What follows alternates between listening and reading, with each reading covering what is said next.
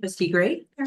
Trustee Jackson Miller. Here. Trustee Donnelly. Present. Trustee Dickinson. Present. Trustee Edmondson. Here. All right, thank you. And the board is convening to close session.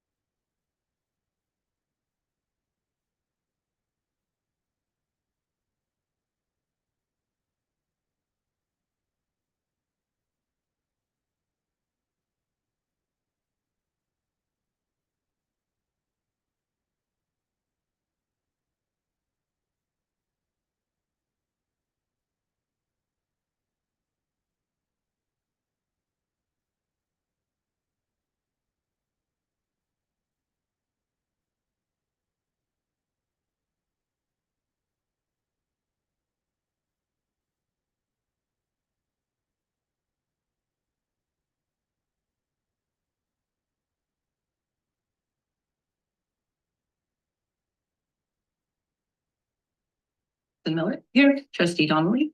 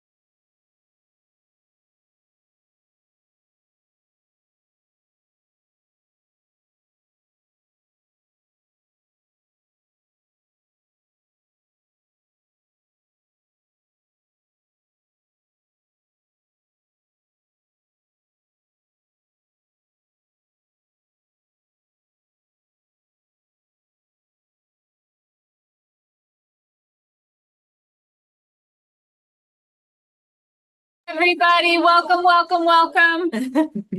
We're so happy to see you tonight, and I would like to call open session to order. It's a special night because we, 4 of us ran for office and were elected. So we are getting the oath of office today to newly elected board members who were previously on the board. Well said. This is definitely one of the biggest honors, and I just want to say before we take the official step of how appreciative I am of working with all of you. I'm so glad that all of you chose to run again. It's very unusual to have 4 out of 5 board members up for an election, so I take it as really good fortune, 1, that you all chose to run again and give your service to this community, and 2, that you ran unopposed, and so we can continue all the great work that you've already been engaged in. So thank you for your service first and foremost. And with that, I'll ask the 4 of you to stand. You have this in front of you, so if you need that, but I will ask you to raise your right hand and repeat after me. I, and say your name, do solemnly swear I, that I will defend the Constitution of the United States that I will defend the Constitution of the United States and the Constitution of the State of California and the Constitution of the State of California against all enemies, foreign and domestic, against all enemies, foreign and domestic, that I will bear true faith and allegiance that I will bear true faith and allegiance to the Constitution of the United States to the Constitution of the United States and the Constitution of the State of California, and the Constitution of the State of California, that I take this obligation freely that I take this obligation freely without any mental reservation or purpose of evasion, without any mental reservation or purpose of evasion, and that I will well and faithfully discharge the duties and that I will well and faithfully discharge the duties upon which I am about to enter. upon which I am about to enter. Congratulations, your board members again.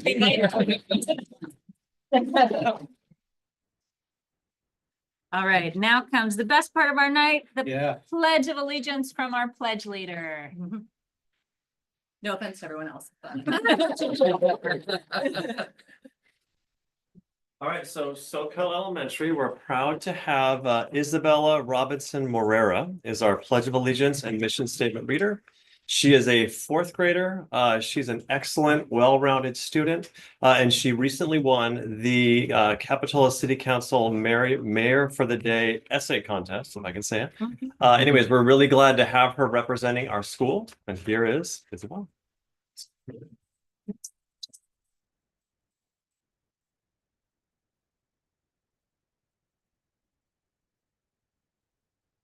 Please stand. Place your hand on your heart. Ready, begin.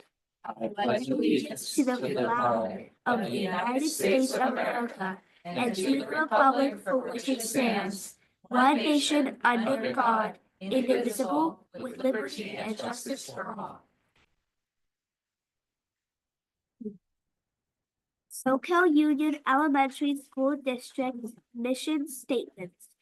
Staff, students, parents, and the community help ensure that each child develops the skills and character necessary for lifelong achievement and responsible citizenship in a diverse world.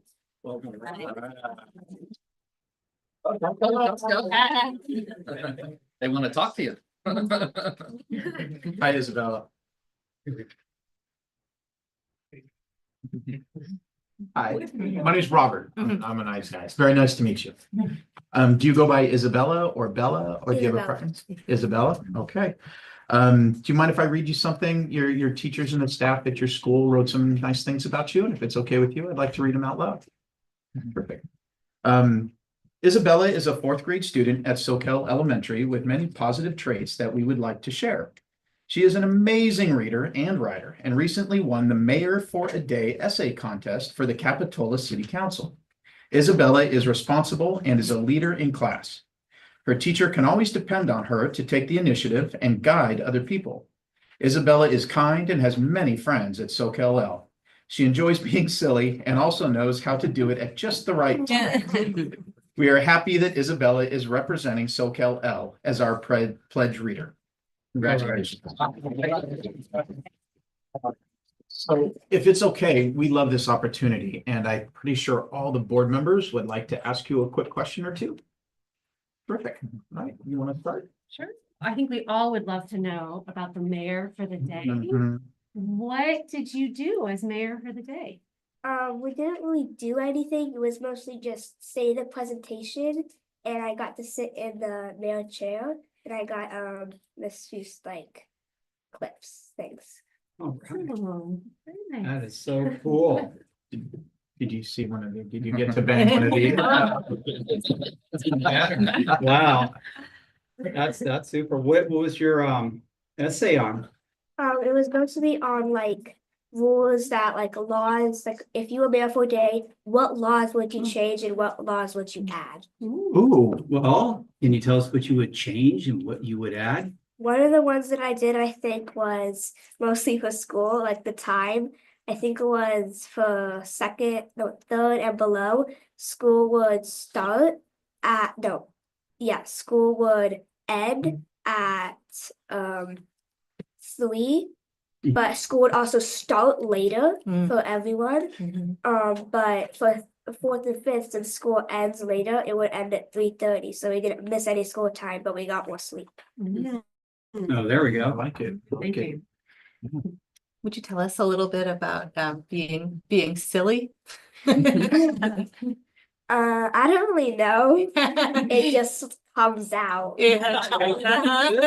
We like silliness here. That's an important balance if Yeah. you're right, if you're trying to come up maybe with new rules and get other people to maybe see your perspective, sometimes lightening the mood and building relationships with people where they get to see exactly who you are. That can really help. So I appreciate hearing that you're silly at just the right time. Thank you for being here. So reading and writing is a great skill for your whole life. I like to read and write too. Are you reading any particular books or authors right now? I don't really pay attention to the author name that much, but sometimes I look at it. The main like theme is mostly just like fantasy and stuff. And that's my main thing. Very cool. Dragons, elves, things like that. Oh my gosh, I love it. Oh, terrific. I'm wondering what your favorite thing about SoCal Elementary is. I just like the way that it just happens. I don't know how to explain it. The feeling of the school. Yeah, that's a good feeling. I also like the mascot. Oh, yeah. Is that your favorite animal or what's your favorite, No. what's your favorite animal? A turtle. A turtle. But I just like saying wow. Yeah. Do you have any pets? Pets? Well, Isabella, thank you very much for letting us grill you like Yeah. that. Anything you want to add that we mentioned? Okay, a wonderful person. Yeah, Thank that's you. If you want, we have some things. We'd like to do two things. First, we would love to get a picture with you and your dad, I assume, back there, who's also a videographer. And if you want, we would love, do you have any siblings? A little brother? little An sister? older brother. An older brother? Well, you're welcome to take kind of like a little prize or something like that out of here, whatever you'd like. And if you want, you could take something for your brother too. Okay. All right. All right. And can we come around for a picture? Awesome. Yeah, we take a while to get this. You're out. It's okay, I don't mind. Yeah. All right. We tried to. Some of the other ones, my head, like here. With the dope in the back. It's fun. You tried to sit up there. Nice. Yeah, right, I'm probably. Go out the door. I look like I'm trying to escape you or something. Exactly. Oh. Okay. And so we just open it up and then make it. It says, okay. Oh, no, I'll write it. Okay, sure. Perfect. I'll scoot in the back.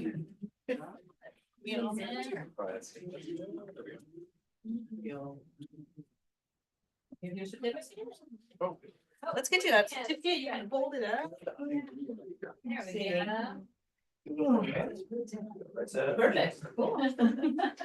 Wish I could go into the camera, but I don't.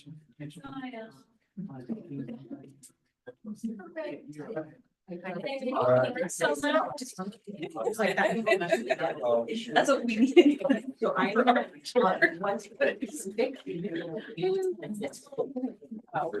yeah, she gotta get her card. Yeah. Yeah, for remember. She went up to some. For the admin one, that's the Okay. best one. Perfect, thank you. Yes. Yeah. Gift certificate to 2 birds and you can buy yourself a club. Congratulations. Yeah. All right. All right. Hope you like the crowd. Yeah, all right. I know, right?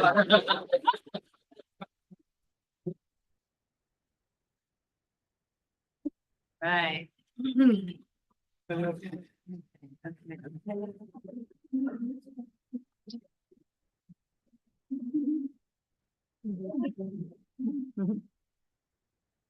All right. Great way to start our meeting. May I have an adoption of the agenda? I'll make a motion to adopt the agenda. A second? I'll second. All in favor? Aye. Any opposed? All right, we have a report out of closed session. For item 2A, the board approved a SPED settlement agreement 5-0. For item 2B, the board approved that student under stipulated expulsion 2023-24-01 has successfully met the criteria of their rehabilitation plan. All right. Moving on to the consent agenda. Do I have a motion to adopt the consent agenda? I'll make the motion to adopt the consent agenda. I'll second it. All right, all in favor? Aye. Any opposed? All right. Moving on to public communications. We have a communication in the room. So I'll just read a statement before we call up an audience member. Members of the audience are welcome to address the Board of Trustees during public communications regarding items not listed on this agenda. For items not listed on this agenda, we request that you fill out a form available at the sign-in register.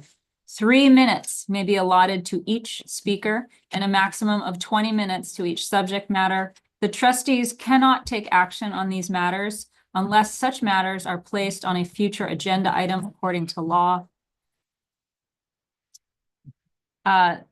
Please address the board president. These proceedings are video recorded. All right. Marilyn Garrett, would you like to come up for public comment?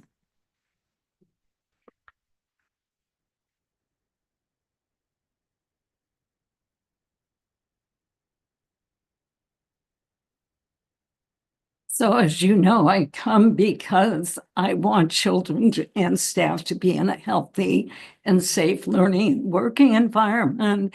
And this Wi-Fi is the big problem. I'm going to read a quote here. The road we have long been traveling is deceptively easy, a smooth surface superhighway on which we progress with great speed, but at its end lies disaster. Rachel Carson, author of Silent Spring. There's also a book, Wireless Silent Spring, and some basics. This is a dangerous technology. It's much safer to have wired Ethernet option. Blind faith in wireless technology, facts everyone should know.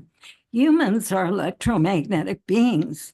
Our cells continuously communicate with each other through electrical microcurrents. Wireless technologies, cell phones, Wi-Fi, radar, etc., transmits information through the use of electromagnetic radiation. This ever-increasing background radiation has the ability to disrupt the communication between our body's cells, resulting in abnormal functions in the developing cells of children as well as adults. And then from, let's see, this is Time to Remove Wi-Fi from Schools, Mary Atkins, and I think I've given this to you before. She's a mother, and she points out this is from 2011. Pulse microwave radiation like that emitted by Wi-Fi has been demonstrated through thousands of published peer-reviewed scientific studies to cause headaches, migraines, concentration difficulties, hyperactivity, sleep disorders, memory loss, erratic heart rate, asthma, immune dysfunction, chronic illness, blood sugar fluctuations, muscle spasm, joint pains, behavior problems, anxiety, depression, skin rashes, night sweats, weakness, and fatigue. Some experts worldwide agree that chronic cumulative exposure to this type of radiation can lead to serious life-threatening health problems such as cancer, leukemia, brain tumors, and diabetes. 15 seconds.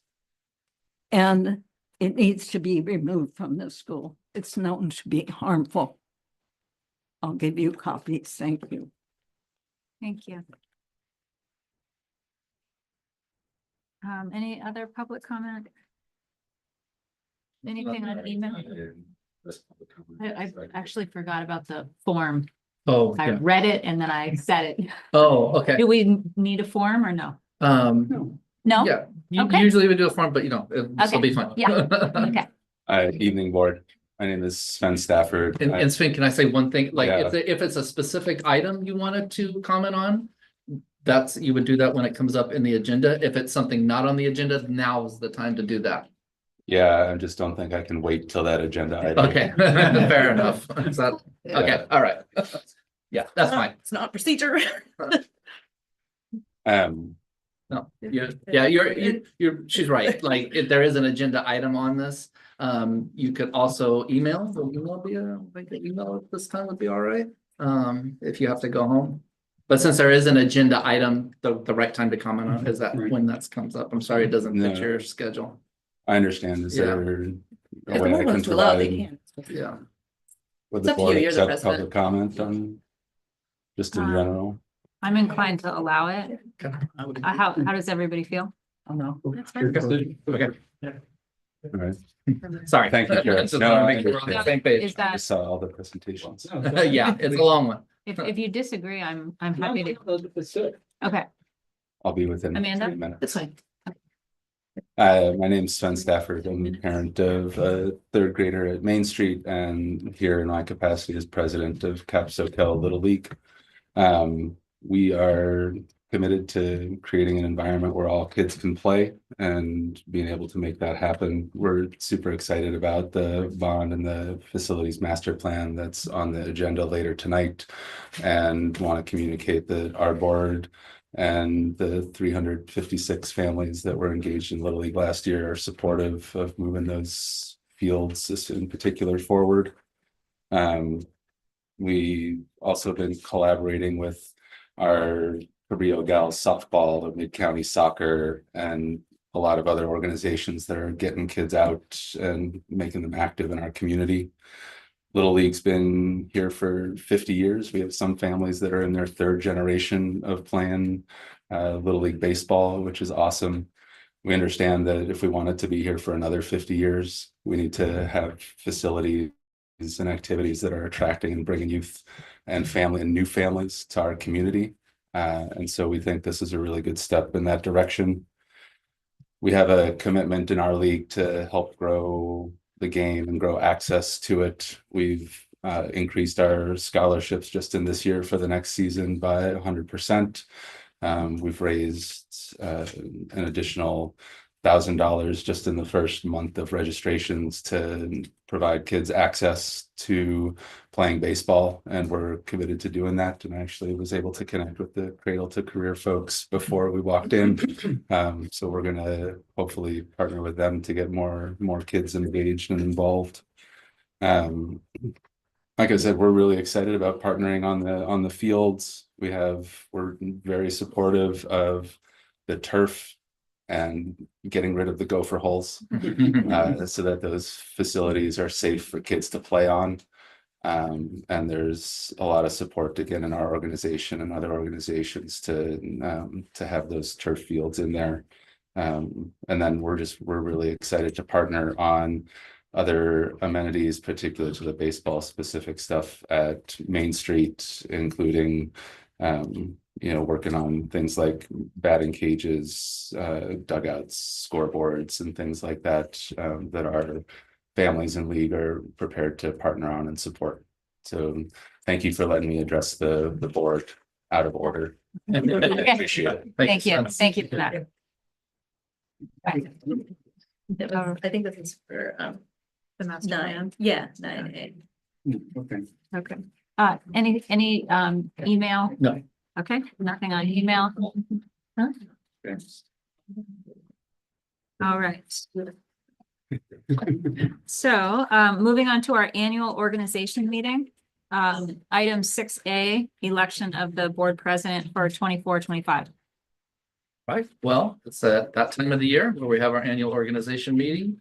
And the first part of that is having a nomination for a president. I should definitely say, Callie, thank you for an amazing first year as president. You know that in our bylaws, 2 terms or consecutive terms are allowed, just for information's sake. So you have served one and you have served admirably, and I just really appreciate what a learner you are. I can tell, like at the CSBA conference and just everything you do, you're always trying to learn not only about governance, but about our school district and do what's best for the community. So thank you for your year of service so far. Thank you. And with that, I'll open it up to the board for nominations. I'd like to make a nomination to have Callie continue another year for consistency and especially with the bond. And you've done a great job this last year. So I think we should continue with you as being our post-suit. Think of that acronym. We have a nomination. Do we have a second? All in favor? Do you accept? Oh, yeah. Yeah. Yeah, wow, thank you. It's such an honor. I really appreciate serving as the president, and I appreciate just the working with you guys. So thank you. Wow, thank you. It's an honor. I take that as an acceptance. We had a first, we had a second, we had an acceptance. All in favor? Aye. Any opposed? Congratulations, President. Wow, thank you. Let's do the same thing for Vice President. Robert, ditto to you. Thank you for Yeah, thank serving you. as Vice President for this past year. Again, just like Callie, you've always learning, always wanting to know more about how the board works. And I personally really appreciate working with you and having you as a member of our governance team. So, yes, Thank you. I'm honored too. And I feel the same way. I mean, I'm blessed to have a great group of folks right here and certainly, Kelly's a terrific leader, Thank you. in Yeah. this role. Yeah, great having you as VP. And you guys have a great system of working those awards and everything. I really like how you Yeah. developed that. So with that said, see if there's any nominations for vice presidency. I'd like to nominate Ariel.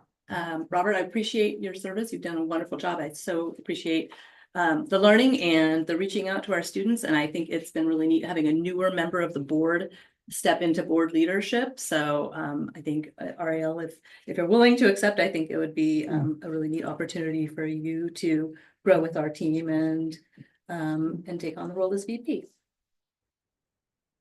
How do you feel about that nomination, Ariel? I feel fine with it. Okay.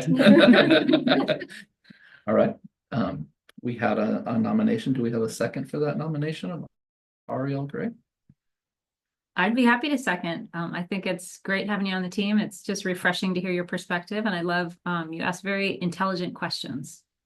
Thank you. We had a first. So that's a second. Yes, we have a second, and the nominee is willing to consider the position. So all in favor of Ariel Gray being vice president? Aye. You good? Yeah. Okay. Any opposed? All right, you have a vice president. Congratulations, Ariel.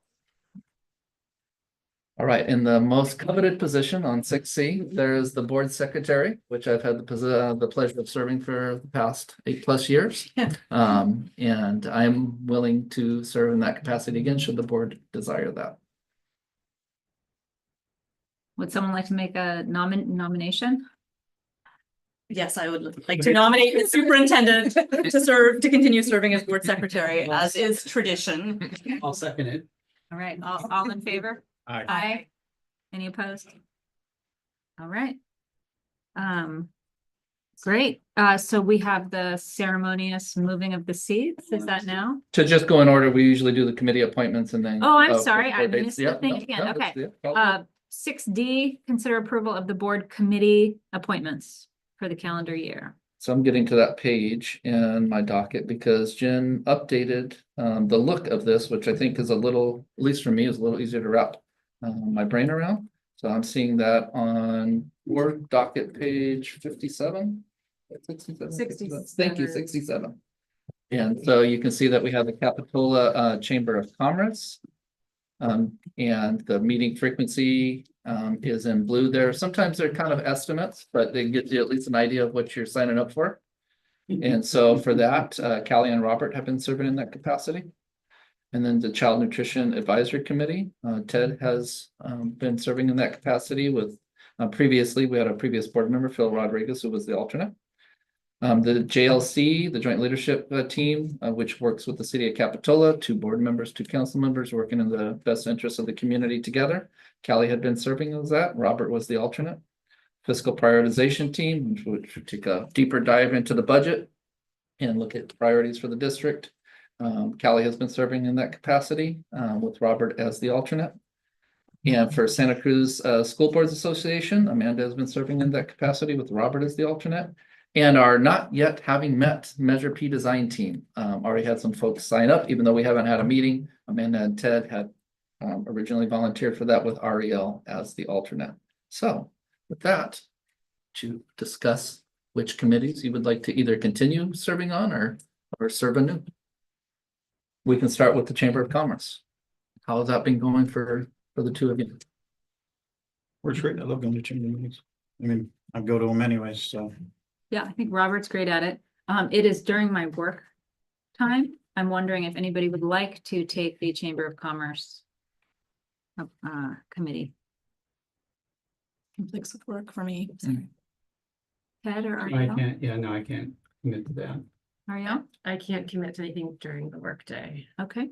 And did you want to stay on? You're doing great at it. Wow. So usually 2 of you go at once, or is one an alternate? It's usually, Just one. yeah, Oh, okay. Robert. Okay. Yeah, Oh, okay. That's fine. Okay. okay.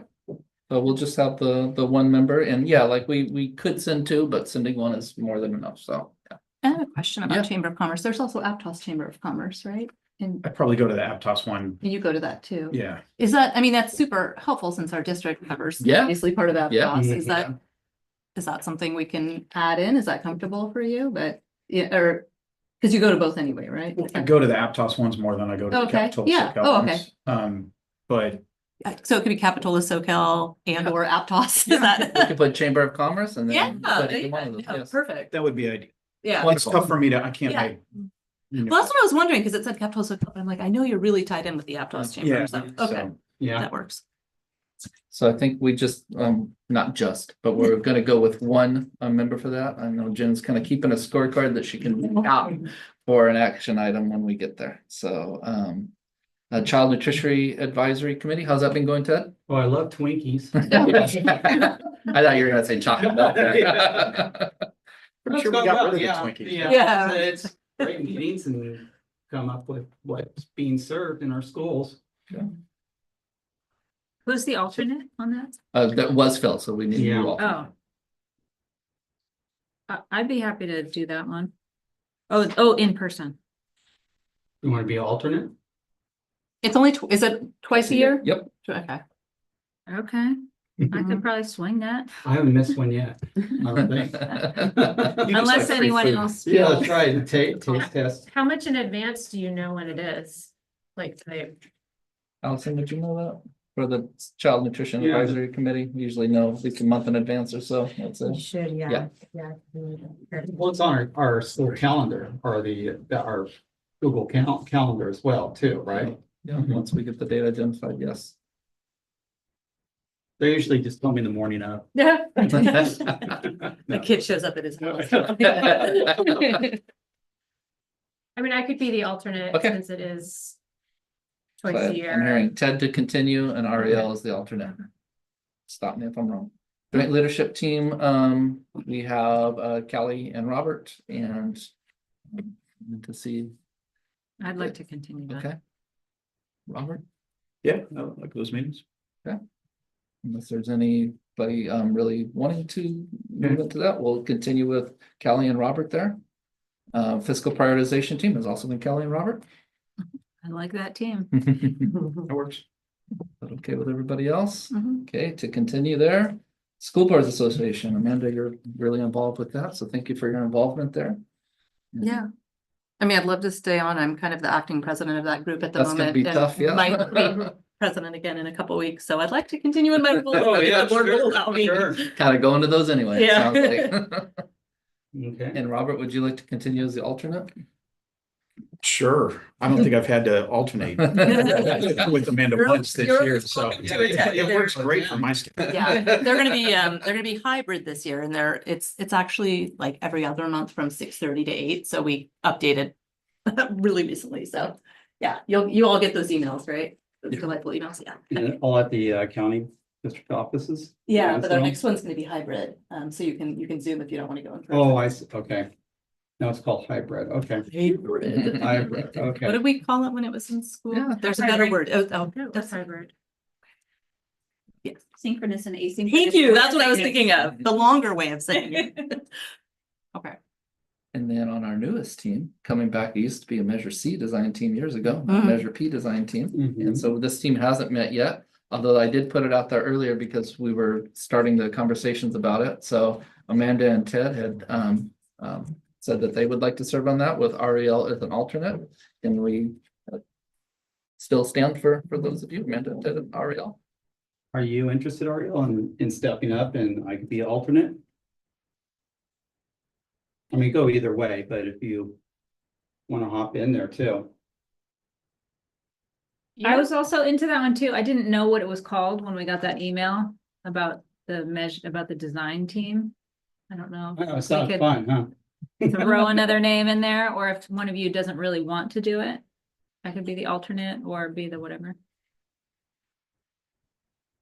I mean, I'm willing to do it. Yeah. I didn't get a chance to do it last time. I'm interested Mhm. in doing it if, Should we all be on the design? we're only allowed to have two, right? Yeah. We're fun to hang out with. Well, yeah. We find owners. Yeah, I'm not going to that. I got, my life's on track, man. Ted, am I paraphrasing you right? You're willing to serve, but Yeah. if there were other people, Yeah. you're willing to Yeah. also not serve? Status quo. Okay. Like the Wildcats. I'm fine with that. Okay, so keep it as is. Okay. Okay, well, if you need an alternate to the alternate, I would like to I'll volunteer. give it a call. Right. So Ariel, you're not on any of them? Do you want to? I think the one or the two that are most interesting and work best for me would either be the joint leadership with City of Capitol or the fiscal prioritization. Can we have two people who go to that? We can have two on the fiscal prioritization Mhm. team for sure, and one alternate, yeah. Was wasn't joint that- leadership traditionally like the board president and VP? Or? Yes, yeah, it was always the be. That's true. Mhm. I'd forgotten about that. You're right, so. I mean, as long as, Well, that's how we had it set up. yeah, because does the Yeah. council usually bring two Yeah. folks? Yeah, and actually I can change that because Mayor, it's vice not an mayor. alternate, it's a Yeah. second person that attends. Right, so yeah, So. so have Ariel and Ariel Kelly and then Callie, Robert could be, alternate, actual alternate? alternate, yeah. Does that work? Yeah, do- Think I'm seeing head nods. Can you give us a summary, Jen? So we have Robert on the Chamber of Commerce meetings, Ted as the attendant and Ariel as the alternate for child nutrition. Callie and Ariel to the joint leadership team with Robert as the alternate. Callie on the fiscal prioritization team with Robert as the alternate. Amanda on the Santa Cruz County School Board Association with Robert as the alternate, and Amanda and Ted on the Measure P design team with Ariel as the alternate. Perfect, and the only thing I would change is just that for the joint leadership team, it's actually two people Oh, okay. that serve on it, not as an alternate, but Yeah, you got yes, the right two I have people. that changed, Yep, yeah. yep, yep. Okay. So if that, seems like that's what everybody said, so I would ask for action on that. On what Jen said. All right, do we have a motion to approve the board committee appointments as relayed by Jen? I'll make a motion to approve what Jen said. A second, I'll second. all in favor? Aye. Any opposed? All right. Next is 6E, consider approval of the board meeting dates for 25-26 school year. All right, so we looked out into the year and followed the same kind of patterns as we have in the past.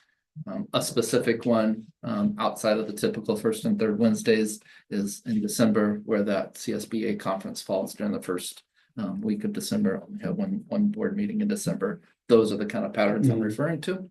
And so following the same patterns as previous years, including that month of June, alternating the Wednesdays to the second and fourth Wednesdays to allow for those big ticket items of budget and LCAP. And we're still gonna keep July.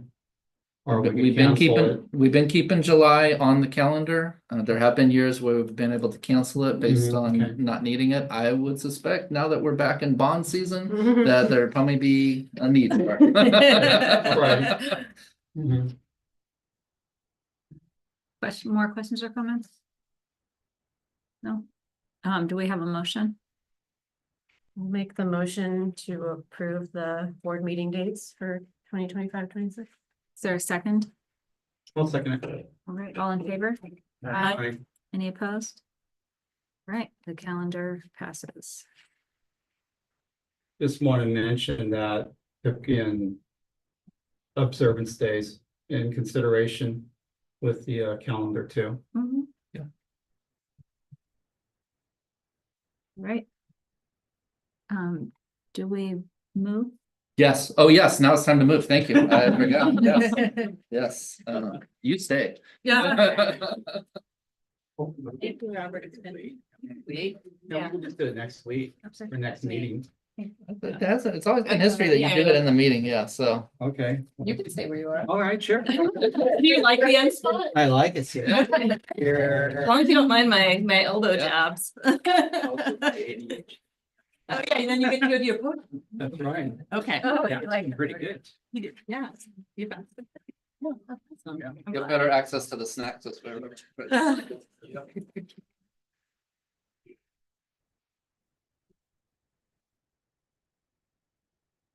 Thank you all for bearing with us. We don't always have this much procedure at the beginning of a meeting, but it's all required.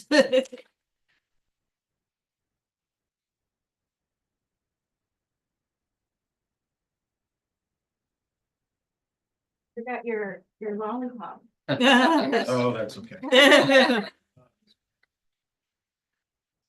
Let's all start eating our lollipops Right, again.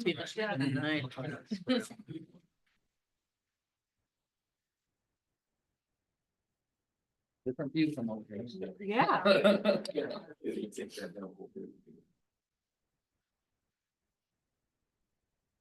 Would it be okay if we close the door? Thank you so much. Our official door monitor. Yeah. Make the nomination. And Jim's our light monitor. Can you write that down, Jen? Sure. Don't put that on your time sheet. Already done.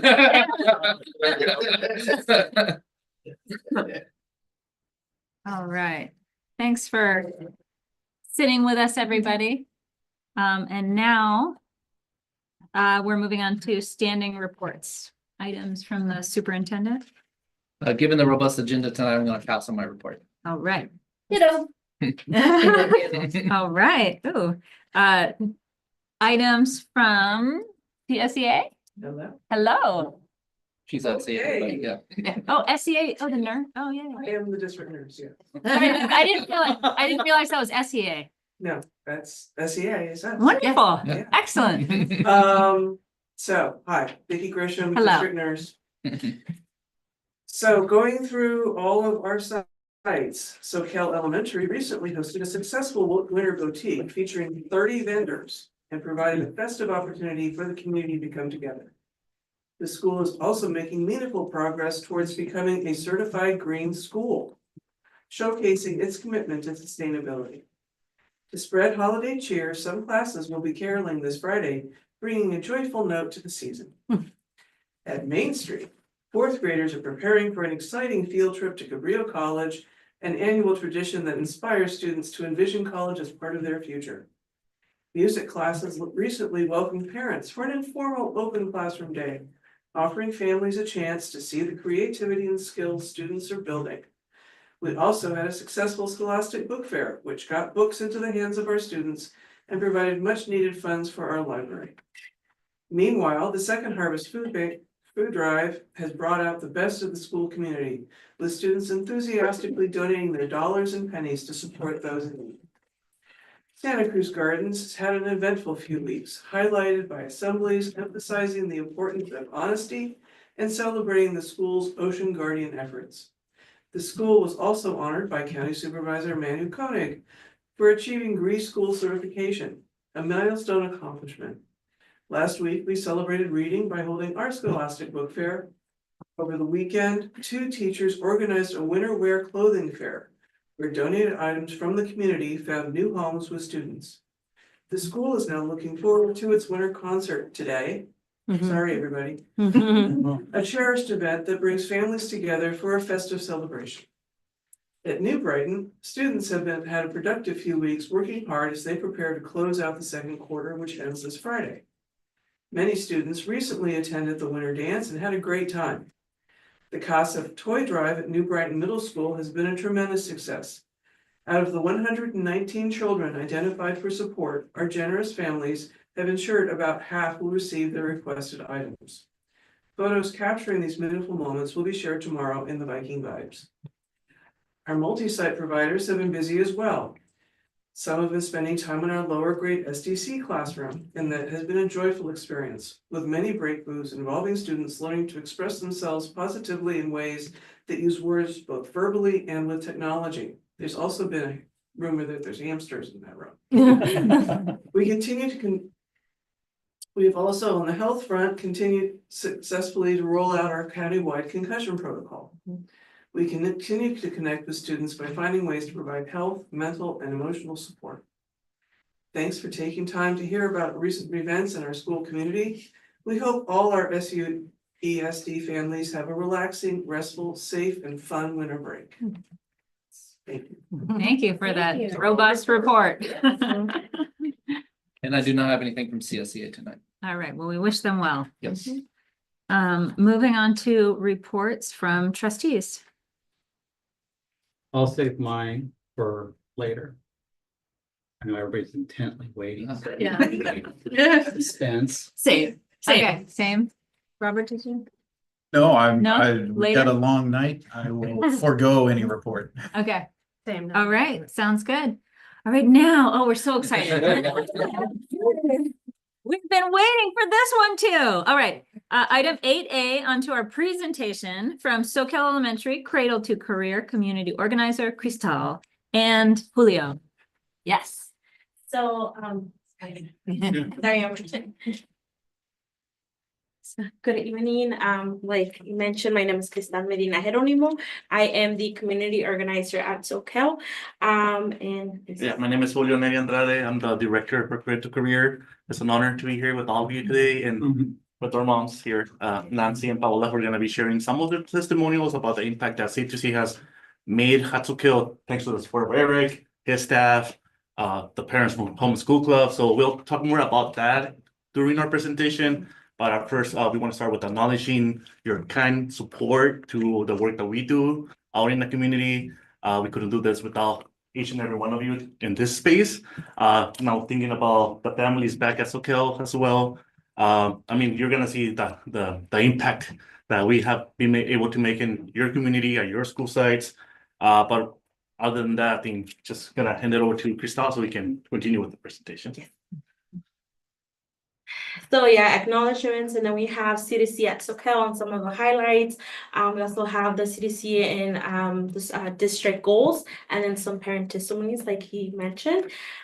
So if Yeah, so also like I mentioned, the acknowledgement piece to all of you in the board. Congratulations on getting reelected to those who got reelected. But also, like I mentioned, sharing some of the highlights, some of the activities that have been happening at Soquel in the last 3 years.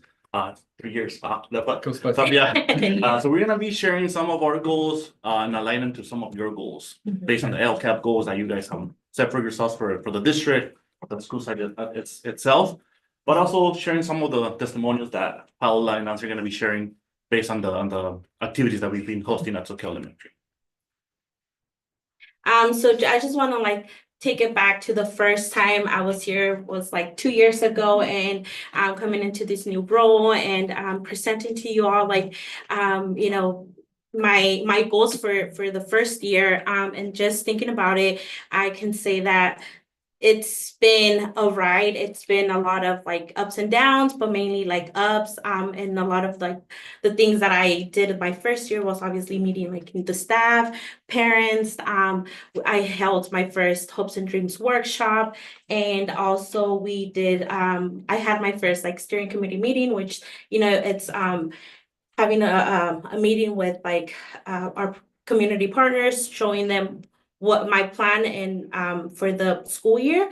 Nancy, I don't know if you wanted to jump in. Yeah. Yeah, so some of the other activities were like celebrating the Day of the Child, Earth Day. I think that's how we called it this time around.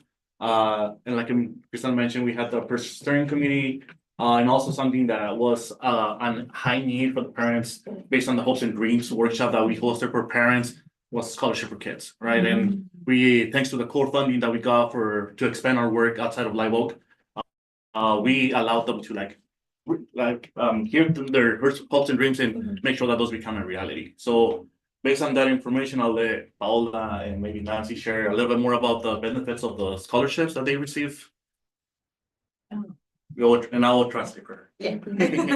Ok, buenas noches. Así es, desde hace 3 años que llegó el programa de C2C a Soquel Elementary, ha sido un cambio para las familias de Soquel Elementary. Este año, cuando dieron por primera vez las becas, the scholarship for the kids, my daughter take the first time ballet. And we're excited. Yeah, and really Rachel really excited because all time say, Mom, I want to take a ballet class. I want a ballet class. And gracias a C2C, a Cristal, pudo tomar ese verano las clases de ballet que ella deseaba tanto. Fue un cambio en una actividad nueva para ella, la cual le gustó, siguió tomando ballet y ahora está tomando clases de baile en Latin music. So I'll translate. I think good job. The few words that we missed out of Paula's just saying that the beginning of the first year, it was really important to have us at the site because, as she mentioned, we allowed them to provide those scholarships for the kiddos. Ballet was the first time that her daughter got a chance to participate in, and those scholarships were distributed based on the needs of the families. Families got the opportunity to, I think it was a $500 limit for scholarship per family that we allocated due to the core funding, and just basically families came across from different type of scholarships. It can be from soccer, it can be for ballet, for example, Latin dance. So that was based back at the first Hopes and Dreams workshop. With C2C, that's pretty much how our work plan has developed based on hopes and dreams of those families. What is the high need at the moment? And every year we attempt to host a Hopes and Dreams workshop because, as we know, kids grow, the hopes and dreams change. And based on the hopes and dreams, also for C2C, that's how we develop our work plan across the districts, right? Right now we're proud to serve Live Oak, Soquel, San Lorenzo Valley, and Santa Cruz City schools. But it's always based on the hopes and dreams workshop. That allows us to go back to our 4 pillars in C2C, which is good education, good character, community strength, and good health. So basically that's how we align. And one of the things that we've heard before, like, hey, Julio, like those are universal goals for everyone, right? But one of the things that I want to bring to nice attention is that some of our families don't have the same opportunities that other families do. So that's the importance of us listening to those hopes and dreams and make sure that those voices are heard and we provide them with opportunities to actually be part of the community one way or the other. And then with that, we're gonna jump into our second year, which was just last year. Like Julio mentioned, we always start with like a parent meeting, which is Hopes and Dreams workshop. That's where we came up with a lot of the new and different like workshops, projects that we hosted last year. And one of the main workshops that I focused was on the conflict resolution. We had a 2-session workshop where, you know, parents were able to kind of practice, go over like de-escalating situations, maybe problems that they had at home, like how do they handle it. So we had 2 different, like I said, 2 different sessions. We also had the nutrition classes, going back to good health. We did partner with Envision Fitness Gym in Watsonville, who they were also trying to expand to North County. So we partnered with them. We also, one of our parents, you know, brought up the autism awareness. So we created some posters just showing like awareness in the school. I also supported with the screenagers film we had back in April, I want to say, with Vanessa and Audrey. We hosted it here at New Bryant. And then we started Zumba. And then we also wanted to do a little bit of, you know, appreciating teachers. And I'm gonna let Nancy, because this was her idea. Hi, everyone. My name is Nancy. And one of the hopes and dreams is to care not only for the kids, families, but also for the teachers and staff. So we have this idea to give a pie on Thanksgiving or the week of Thanksgiving to the teachers and all staff members. So we started last year. We asked the parents to donate these pies so we can share with the teachers and staff. And then we have really good experience. The parents came along, give us the pies. Career to Career also donate part of that. This year is the second year we've done it. And then we went to the community, asked for these pies because we have a wonderful community. So we were really grateful that donations came through really well. And then we were able to give it to the teachers and staff. And we're very grateful, you know, because our kids are there with the teachers and staff most of the day. So it's a little bit something, but we're really grateful to have you guys, and we're all have a wonderful community. So thank you for Career to Career, and we did a really good job. So we have the pie distribution, and December we give a sparkling cider. Valentine's, Patrick's Day, we give something too. And the last week, the week of the teacher appreciation, we also work with the homeschool club, and we give a little something every day.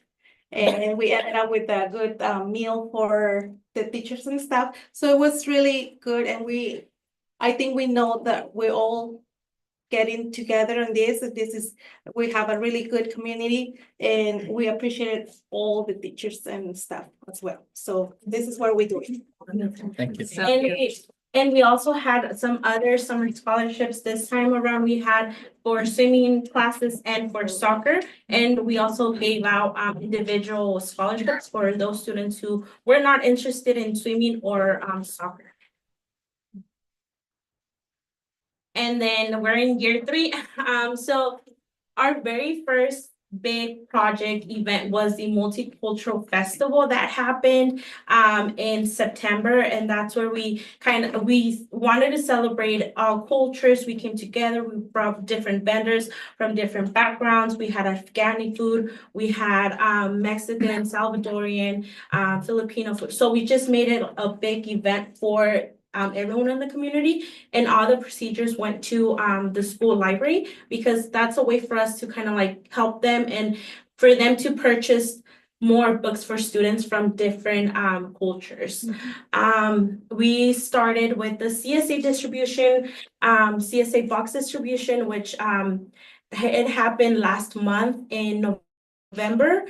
Some of my parents here supported me through that distribution. And we were able to distribute around 150 boxes. They took it out. They were the ones who did it all. I was out in an emergency and I left everything there and they took it on. They really showed the leadership, the engagement in the community, with the school, with everyone. And we're going to be having another CSA box distribution this Friday. So I welcome you all to join us or just check it out. It's going to be at the SoCal from 11:30 to 1, maybe 12:30. And that's just because we try to work with the Second Harvest Food Bank. And due to staffing, we were unable to bring them. Like we had mentioned, we wanted to make SoCal a location for parents to, receive food, but we're still working on that. We're still hoping to bring that because, like you see, we were able to distribute 150 boxes to families in our communities, and that will be the same, amount that we'll be distributing. And now next, we still have more projects coming up for next semester, like nutrition classes, good health for the kiddos and for the families. I hope to work on a resource fair, which is, bringing different resources in the community for the families. I'm also trying to work on, bringing CPR or first aid classes for parents. It's always good for parents to be aware and be involved. And I have many other more projects in mind. They all just kind of let play. But one of the main ones too that we started this semester or this 2 months ago, it's tutoring. So we support students with like tutoring. I know the LCAP is coming up, so we're just trying to like get them ready, support them with tutoring. It's not just for like LCAP, but also like math, reading, for all levels, all grade levels, for students. So that's basically what we've been doing this past few months, and many more things that we'll be, having the following semester. Yeah, so just to share a little bit more about the CSA boxes distribution, it's a box full of fresh fruits and vegetables. Who we did it the week of the Thanksgiving break, just because we wanted to make sure that families had something that they can cook during the Thanksgiving break. This time we also, Cristal and the moms aligned it to make sure it's the last day before the holiday break. That way they have a meal at least to cook for either Thanksgiving, Christmas or New Year's. But it's aligned to, like Cristal mentioned, we are continuing to work with Second Harvest Food Bank to bring a food distribution to Soquel, where families can benefit from that resource as well. I remember when I used to work for Second Harvest Food Bank a while back, I was supervising the food distribution at the Soquel bilingual church across from the elementary. So that's where I connected. I know they closed it a couple months ago because of staffing. So I was like, hey, let me reach out. Maybe we can bring it back to Soquel Elementary, because a lot of those families that I saw in that distribution were families that came to that distribution when I was there. So it's more about bringing resources to the community that are going to be sustainable moving forward. So our commitment is to continue working with Second Harvest Food Bank to get that going as soon as possible. Like Cristal mentioned, it's based on staffing that sometimes it's a little bit difficult for them to open a distribution site. What is CSA? CSA, It's sorry, I have it written down right here. Community supported agriculture boxes. Okay. CSA. yeah, and for those who you work with, like. Oh yeah, we're working with Live Earth Farms, where they bring the boxes to us and then we'll just distribute to the families. Right. So now we'll go into our goals, right? One of the goals that I found on the LCAP for Soquel was all schools will be safe, equitable, inclusive, culturally responsive, and welcoming environments that engage the entire community of staff, students, and families in interest-oriented partnerships that support learning for all. As you see, our mission with C2C similar to the goal, right? And I think this is where my acknowledgement comes back to the whole space right now. It's working together to better serve our community, to make sure that our students thrive, make sure that the parents have a voice in our table as well. So it's just making sure that families have an opportunity to make those hopes and dreams a reality. So I just wanted to put it out there. And then based on tiers, right? Like I mentioned, relationship building. Our work is transformational, right? Trying to make sure that the parents, like an example with Paola, and I'll put her on the spot right now. Because when we were outside, I was like, Paola, like I'm gonna have to translate for you. Can you try to do it in English? I was like, no, Julia, I don't want to do it. She did it. Right? That's based on the transformational work that we want to do with parents. For them to have encourage them to develop their leadership, feel comfortable, right? Coming to spaces like this. I know for Nancy and Paola, we're like, oh, we're going to talk to the board. Like, they're just like you. They're just for you, right? So I think just going back to all the different activities that we've been hosting, you know, self-awareness, self-care, multicultural event, conflict resolution workshops. It hits most of the tiers that you'll see here. Conflict resolution workshops. Now, also one of the things that we started is working on is bringing positive discipline or triple P workshops to parents at school sites. One of the things that we have a strong relationship with First Five, based on our physical sponsor United Way, and we share office with First Five as well. First Five allows us to get the feedback from parents, say, what type of topics do you guys want to talk about? So that's one of the opportunities that parents are going to get to choose the topics. It can be from anti-bullying, like it can be from self-care, it can be from various ways to better connect with their children back at home. And then tier 3 intensive intervention would be like one-on-one coaching, and you know, family and staff outreach, referral to resources or programs, or we go back to wellness and social emotional health support. So with the one-on-one coaching, I feel like my office is open to anyone. You know, I often have Paola or Nancy or Carmen or any other mom who wants to, you know, just talk, have a conversation, or they need help.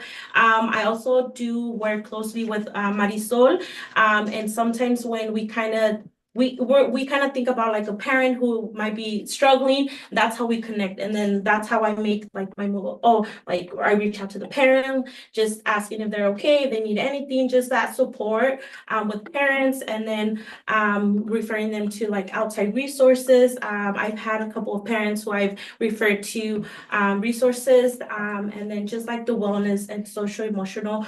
I'm currently working on trying. Last year we had Zumba for the parents, you know, just as for them to kind of relieve, to feel for self-care. We do provide childcare, so that's like a big thing for parents. Like, I want to go, but then I have my kids. So we make sure to provide everything whenever we have meetings, whenever we have workshops, whenever we have like our projects or things like that. We try to like bring everything so the families feel welcome, and for them to like also participate. Yeah, and I talk about a little bit more about the one-on-one coaching that I witnessed Cristal doing. I remember one day I was driving by, dropping off a car for Cristal, and it was very emotional for me during that time because it was a hard moment for Cristal. And outside of everything that happens in her life, she's still showing up for those families, and the family showing up for Cristal. The experience that we talked about Thanksgiving, she had to go to Mexico in a family emergency. So the mom's kind of like, go step in for Crystal. Because Crystal has had her back the last 2 years, we have to be here for her. And I mean, that's the transformational work that we do in C2C, try to build those relationships stronger with those families that sometimes are unseen. Sorry to say that, but that's how I feel as a Latino man. And sometimes it's difficult for us to find our voice, right? So I think providing that space for moms like Paola, like Nancy, the Carmens, for them to have a safe space where they can come and share their ideas, share their hopes and dreams. We allow them that opportunity for them to like grow their leadership. 2 weeks ago, we met with Assembly Member Dan Otis in our office space because Nancy is part of our Family Learning Leadership Circle. We had a conversation with her about housing. So part of our C2C work is advocacy work. Nancy's actually helping that circle with advocating for equitable housing in Sacramento County. So having those conversations with assembly members, we provide those opportunities for them to be in the same table as us, and allow them to share their experiences when it comes to housing, for example. So that's the whole coaching sessions that we mentioned. We also develop those skills for them to feel comfortable in those aspects. But I feel like I'll let more of them talk more about their experiences. I know I shared the slides with Scott. So I'll let Nancy and Paola maybe share your. Okay, my experience is really, really good because I am immigrant and in this place, I don't know the other families know, is my first as a unique kid, my daughter, and it's first time in the system. I don't know. I don't know what happened. I don't know when. It is really different for the Mexico. And thanks for this, Crystal, because make the relationship and explain. Okay, it's for this way, no, and make a relationship and together in the school for the staff, for the teachers, for the other moms, for the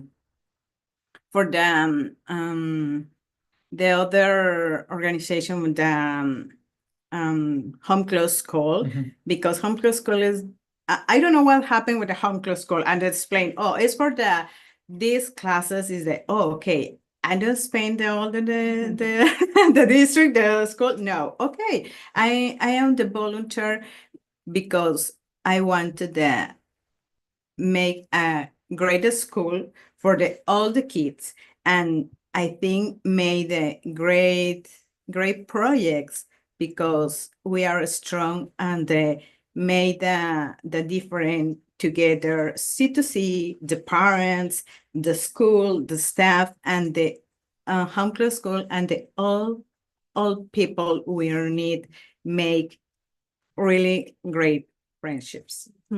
Thank you. Yeah, thank you. My experience is being part of, or mom, being part of the creative career, as along with the homeschool club. We at the past we were like homeschool club work this part, and then creative career it's doing something else.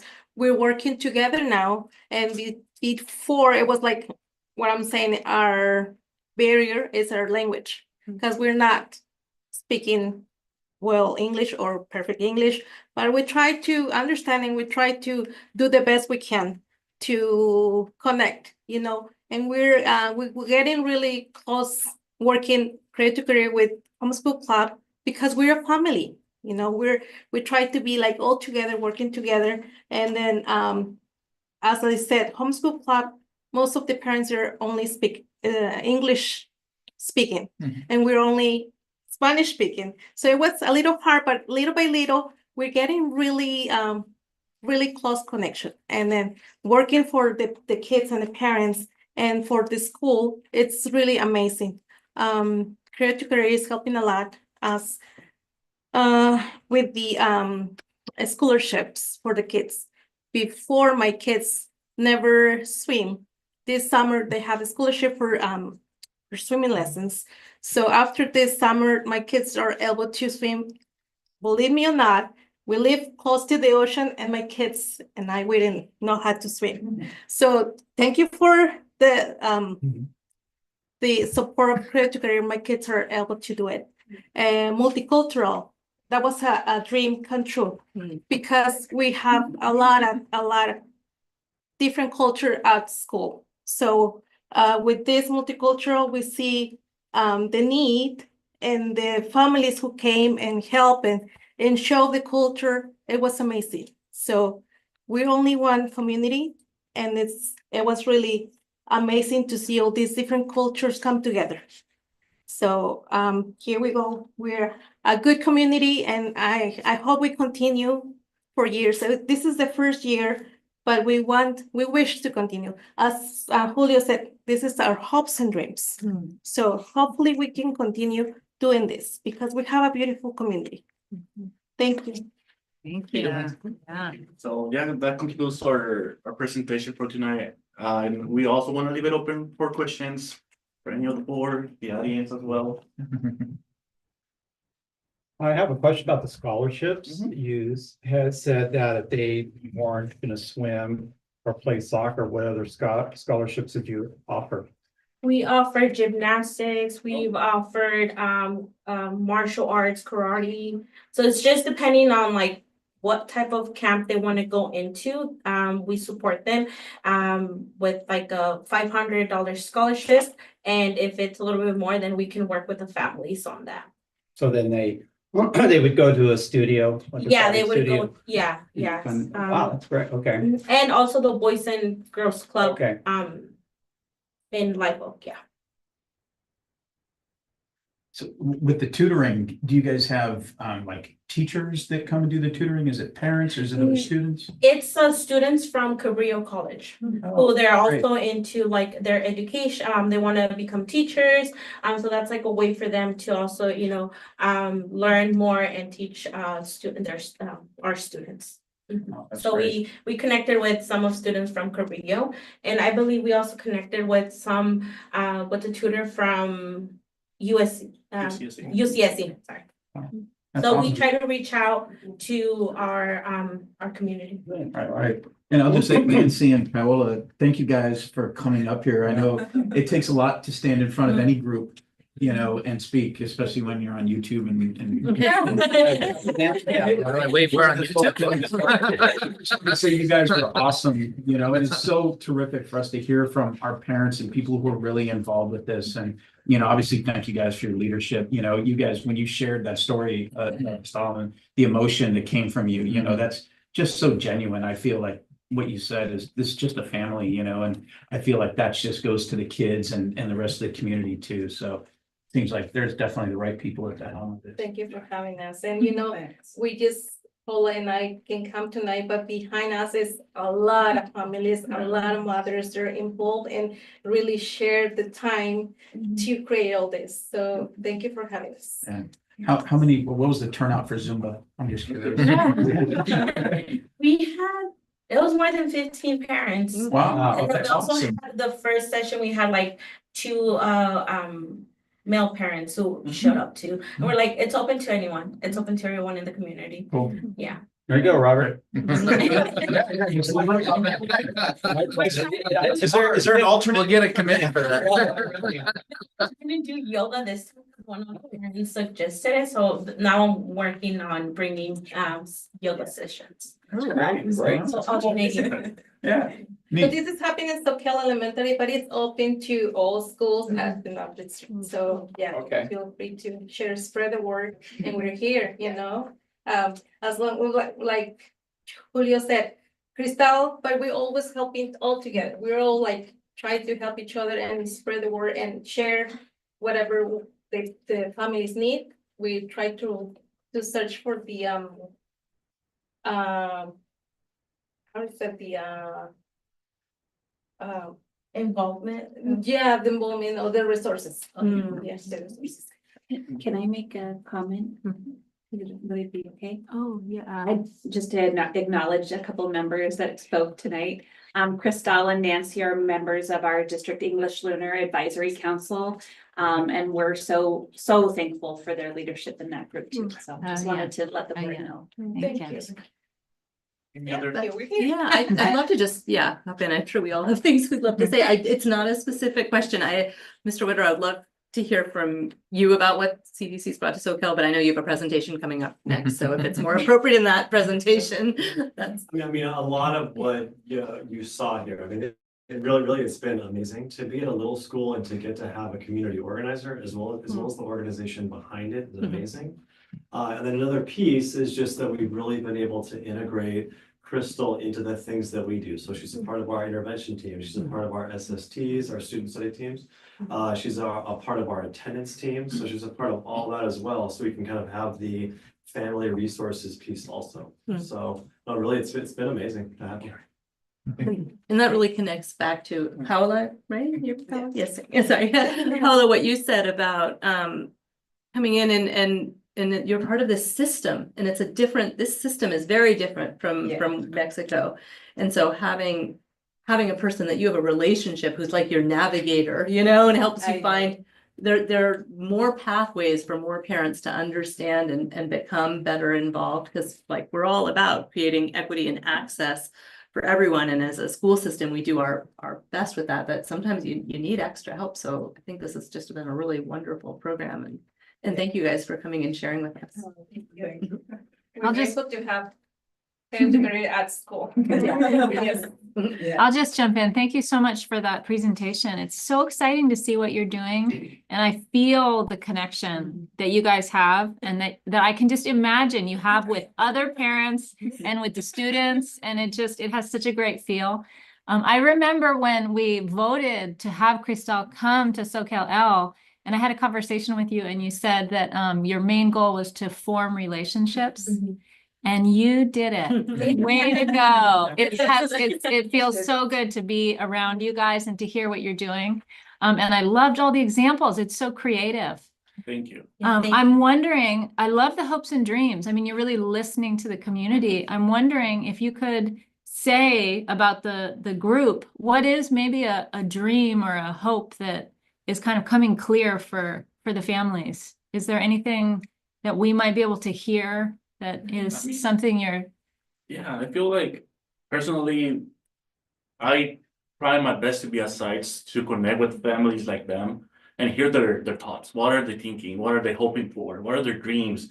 That way I can go back to our team and be like, hey, it's similar this dream, this district to this district in this way. Let's collaborate. Let's not try to say that, oh, this district is doing this. Let's not replicate. If the families want and need that, then we're gonna make sure they have it. And I think one of the things that I've heard from Paola, Nancy, and the 100 more months behind them is that they want to continue our partnership. And that's our hope as well as an initiative. We want to continue our partnership with SoCal District. I've had various conversations with Scott about expanding our work to other school sites in order to coach and train the work that Cristal is doing. That also an opportunity for Nancy and Paula to develop their leadership is going to other districts, to other sites, and train them on the work that they're doing. That way they can coach others as well. Going back to the one-on-one coaching, we also provide those opportunities for the moms to coach other moms in the district to feel comfortable, right? To feel comfortable coming to spaces like this. One of the privileges that we get is working with the COE office. We actually, Ferris of us are executive committee member for C2C. So having that close relation with other resources across the county, it allows us to also develop parents like that. So I think our hopes and dreams for our team is continue our partnership with SoCal moving forward. And I think I just want to touch on, I think that when it comes to like the hopes and dreams or the hopes and the dreams of the parents at school, it's one of the things that one of the moms brought up to me. It's like, how can we work together to bring like our communities? How can we make that bridge? How can we build that bridge, right? And I feel like me being able to be part of Home and School Club and also Nancy, because when I first started, Nancy was already involved. But just like working on similar projects, bringing both parents from like Home and School Club and just created C2C parents, like bringing them together and working together on the different projects. Like we mentioned, we came together, we basically always work together in every single project, whether it's the Teacher Appreciation Week, whether it's the carnival, whether it's just like small projects that we have. That was like a vision, also a vision of like bringing both communities, all communities together, because like Nancy said, we're one community. And I feel like little by little, we have been like working on that. Like they also said, it's not just Nancy and Paola, we have many other moms who, even for the pie distribution, cider distribution, we invite them and we go around and, you know, just thank all staff together. So little things like that, I feel like has been happening without like, oh my God, you know, mentioning it. But yeah, I think that was like the main goal that was brought to me when I first started. Like, how can we work together? How can we bridge our, you know, community, like connect, work together as one community? And I think I'm just going back to your question. I want to hear the hopes and dreams for both Paola and Nancy moving forward. I think continue, hopes and dreams continue building this bridge. Come all together and continue helping each other, because we're here for our kids, for families, and what Julio said, we're a part of the community too, that we're advocate for housing. So a lot of families, kids, they're struggle with living. So also I invite you guys, we're gonna have another open forum where is a lot of good stories you guys like to hear from the community, because as I said, I have my place, I have where I live, but I cannot just put my shell and see, oh, I'm good, I have shelter and then I have food in my table, but other family are struggle. So I really invite you to guys go and go to this open forum and listen to the stories, because some of the kids they struggle with living with a lot of things that we just cannot just turn around and say, I don't want to see it, you know, it's there. So hopefully you guys can have, and we'll continue with this. This is a journey that we're all together in this. So continue with this, helping each other as a families. When is the forum? That's the, actually, going back to the forum, we hosted one last month, actually. Okay. The forum was about advocating for like equitable housing, so we invited Paris Above from the COE, we invited Elaine Johnson from Housing Santa Cruz to come and highlight the importance of working together as a community. So May is actually Housing Month here in Santa Cruz County. There's different forums happening. I can probably say that we're gonna be the first ones doing in Spanish session. Never before has been offered a Spanish session for Housing Month. Based on that forum that we hosted, Elaine reached out to us saying, Julio, we need your forum in May. So that's gonna be when we're gonna be hosting in Spanish to English interpretation. The whole forum is gonna be in Spanish, just because we wanna make sure that that's also an opportunity for other community members from across the county to be part of that. So once we have the date set up, I'll make sure to share with all of you. Do you have Thank you. programs on a website? We do in our social media accounts. Okay. And that's pretty much where we highlight those events. I think we need to work on our website to Well, yeah, put those we events know out what there. the calendar Yeah. events are. Okay, my dream is the same that my friends. Yeah, because we are really friends. Mods and is the serious mom? No, is my friend. And all the moms, we are friends. It is the same. My dream is a community. Really community, not important the color scheme, the language, the culture. This is my dream. Thank you. Well, thank Yeah, you. thank you. Yeah, thank you so much.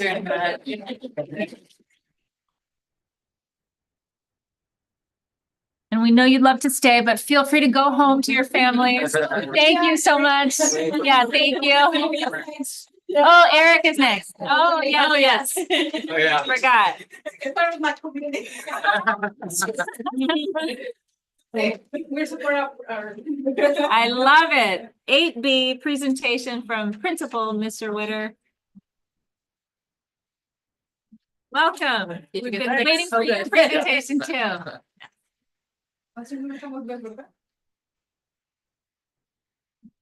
Okay, well, thank you very much for having me. Thrilled to get to share a bit about what I'm really proud about with SoCalL. One of those, of course, is Cradle to Career. So we already heard that, but I'll mention some of those things too. What I plan to include is highlights with instruction, including dual language immersion, enrichment and collaboration, the many ways that we support students, student leadership, and then educational partners. And we heard one of those, which is Cradle to Career.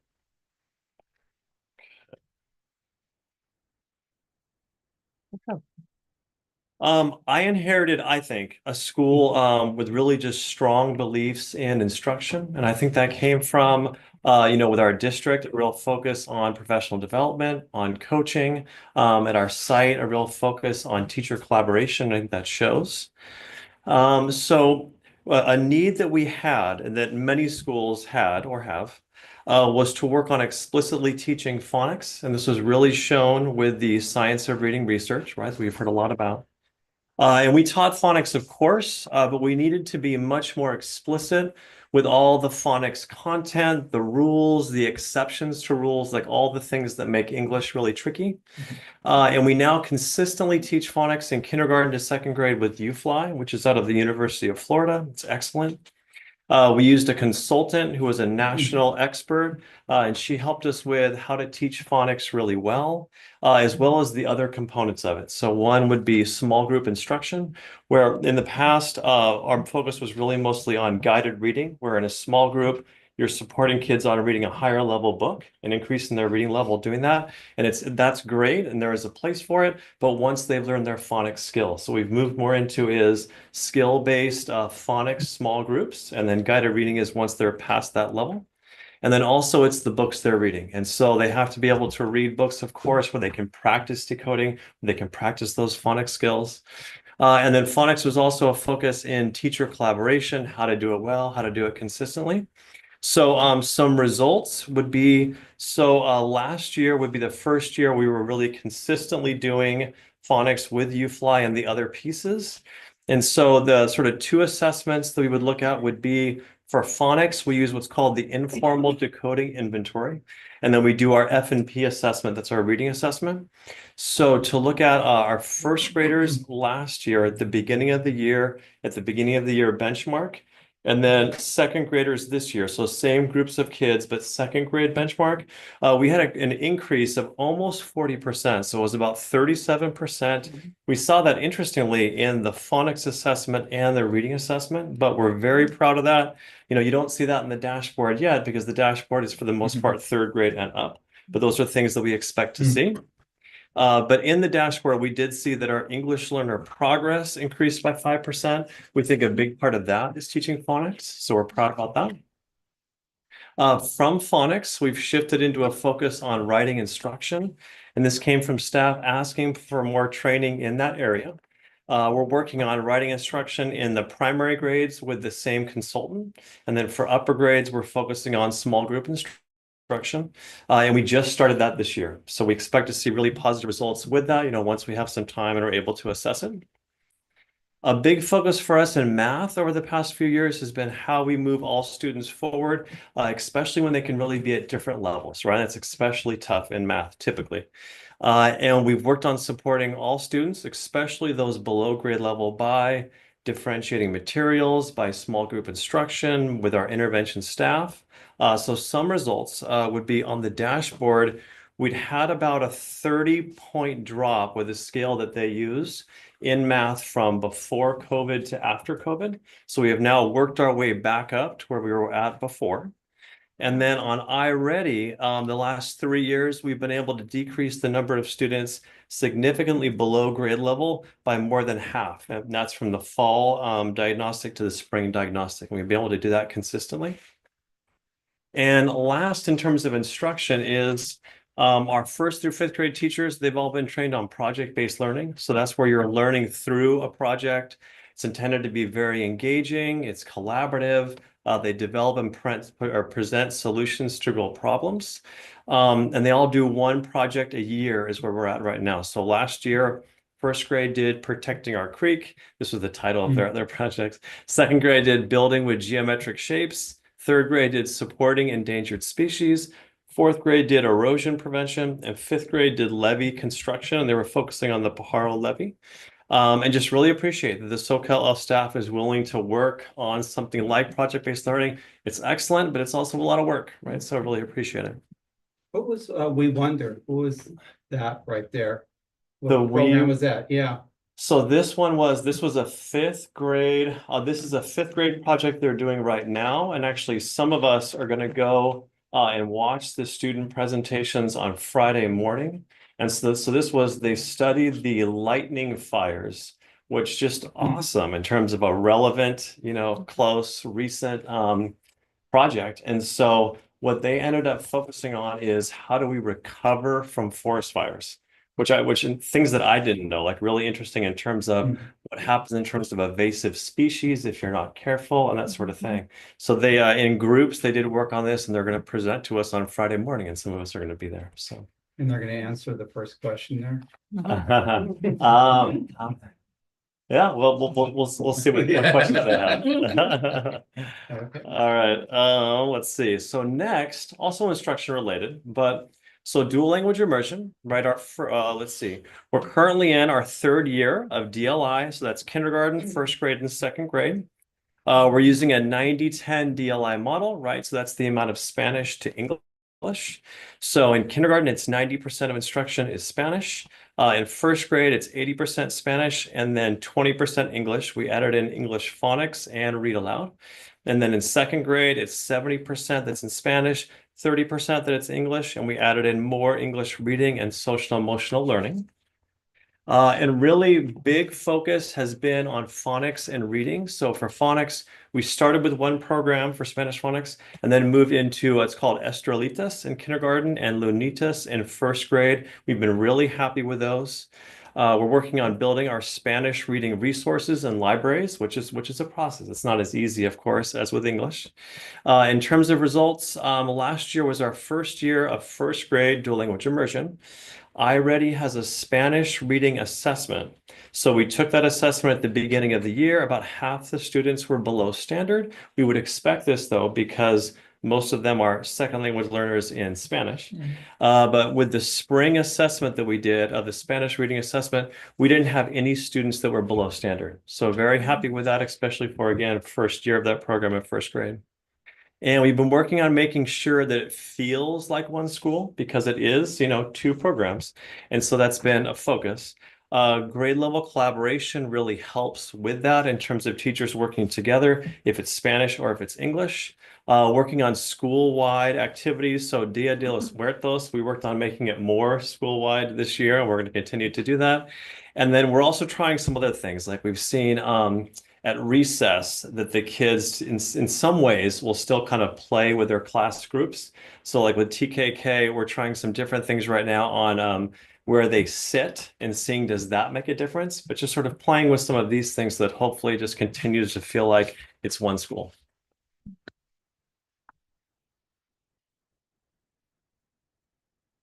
And thanks to our home and school clubs, thanks to our site councils, thanks to cabinet and more, we've been funding art and music staff at SoCal for many years.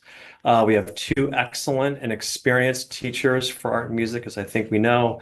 They're standards-based programs. They provide access for all of our kids. They're a creative outlet, and they're a highlight for many of our kids' days, right, is what we see.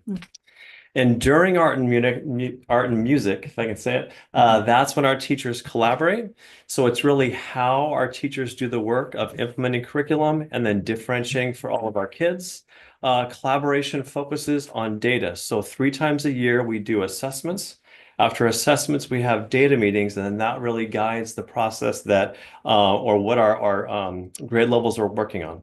So data meetings specifically, it's grade levels and it's support staff. So they review data, they plan interventions, and then grade levels choose one area that they focus on together. So we call that their cycle of inquiry project. So for this fall, and then we'll be reviewing these very soon in January, what our current projects are is work stamina, phonemic awareness, math fact fluency, small group instruction in writing, and then restorative circles. And an example of one of these would be 3rd grade last year. We had started to do a reading fluency assessment and really weren't happy with the results. So a project was to improve reading fluency. So as part of our process, we were looking for strategies. We used the consultant we were using for phonics. We came up with a daily partner reading practice where you strategically group kids and then daily they're reading to each other and they take turns on reading and then summarizing. They do a 10-finger summary is the activity. And they were doing that every day. And so in the fall, half of our 3rd graders were proficient in reading fluency. And after the daily practice in the winter, all of the students were proficient but 6. So big improvement with that. And that's the data process that we do with those projects. All right, next is counseling. We're really fortunate to have a full-time counselor. She really is involved in most aspects of the school, I would say. Based on need, she provides small group and individual counseling, and that includes conflict resolution. She provides bi-weekly school-wide SEL lessons, so social emotional learning lessons, or based on need, they can be weekly, and she does that for some of our grade levels right now. There's a scope and sequence that I have on here on the slide with the character traits that they use, but she also adjusts that based on need. So for example, from our fall data meetings, In first and second grade, she's doing a big focus on play, sportsmanship, and turn taking, because that's what came up. It was really a need. For fifth grade, they're really focusing on empathy, because that's what came up as a need. And then one that I think is neat that she did last year in terms of applying skills is that for some of them, she went in, did the SEL lesson, and then she went into our makerspace with the class when they were in there, and then she worked with them on applying it. So the example that I remember was, it was a lesson on cooperation, and then she was in there going it over with them before they worked, reflecting with them afterwards. So just a great way of applying it also. Our counselor, she's a big part of how we're able to support students and families. And so attendance intervention has been a big part of what she does also. So some results that our counselor has been a big part of. So last year we started doing a student school climate survey. We did it twice last year, then we did it once this year. And with that survey, we improved this year in almost every question that we had. And there are questions such as, I like school, I feel safe at school, there's an adult at my school that can help me if I need it. So we're proud of that. And then chronic absenteeism, we improved from 32% chronically absent to 18% chronically absent, so almost a 50% decrease. Counselor was a big part of that, so also really happy about that. Next is our MTSS system. So our student support system is the multi-tiered systems of support. Tier 1 support is for all students. So academically, that's strong instructional practices, differentiation for all students, working with families. For behavior, we call that our Cougar Way. It's the student management system. So it's teaching and reteaching behavior expectations. It's our reinforcement system. So students earn Cougar Paws. We have a Cougar store on Thursdays. We do weekly assemblies on Fridays where we do SEL teaching and recognition, behavior teaching, Cougar Paw raffles. And then also there's social emotional learning by our counselor. That's part of Tier 1. For Tier 2, it's a smaller number of students that need more than Tier 1 support. Tier 2 is led by what we call our COS team. So that's our intervention team. That's myself, counselor, intervention teachers, inclusion specialist, community organizer. It's a picture from, I think, last week with at least some of us that are there. We meet weekly. We typically discuss 3 students at each meeting. So just to get an idea of the numbers, so far this year, we've discussed 50 students. Half of those basically have been academic concerns. The other half have been behavioral or social emotional concerns. And then some of the interventions that we do for Tier 2, reading or math intervention, counseling, Cougar plans, which are our daily behavior plans, where we do a check-in and check-out with our behavior aid. We currently have 12 students that are on Cougar plans. Every one of them has improved with their behavior. And then ideally, you want to fade that after a few months. Depends on the kid, but ideally. And then Tier 3 is individual plans for students. That's typically our special education program. All right, and student leadership. We have a number of ways for students to be leaders at SoCal-L. So student council, that's our student leadership team. They plan our spirit days. They help run our assemblies. They give input on school issues and advocate for issues. So an example is they wanted a family dance, which they'd had kind of far in the past. And so they worked on it at their meetings. They brought me in and worked with me on it. They went to our home and school club and asked them. And then last February, they had a family dance, which is a way that they actually were advocating for something. And then also Playground Posse. This is 4th and 5th grade students that support TK kindergarten recess and 1st through 3rd grade recess. Their focus is on playing games appropriately and including everyone. I think it's a really important school climate support. And then we're in our 3rd year of our Rainbow Club. So this came out of a need for our school to create a supportive place for building allyship and acceptance. It's led by our counselor, and then it's supported by the Diversity Center. They do activities focused on acceptance. Like right now, they're doing an ABC deck of acceptance project, and they do that over a number of meetings. They also do read alouds, they do discussions. And in terms of results, I think it's really made a difference. I mean, 3 years ago, it was clear that we needed a focus on building allyship, and that came up in a number of different ways. And that concern really has not come up since, but I think it's because of the active work that that group is doing. All right, last but not least, is our educational partners, right? We don't do the work of educating students alone. And so number one would be Cradle to Career. We heard about Cradle to Career. We really has been amazing partnering with them. Let's see, I'm going to skip my part though, because we talked about Cradle to Career. I'll go into our Home and School Club. They do a lot for our school. I think unique for the Home and School Club at SoCalL is they've really been focused on funding art and music.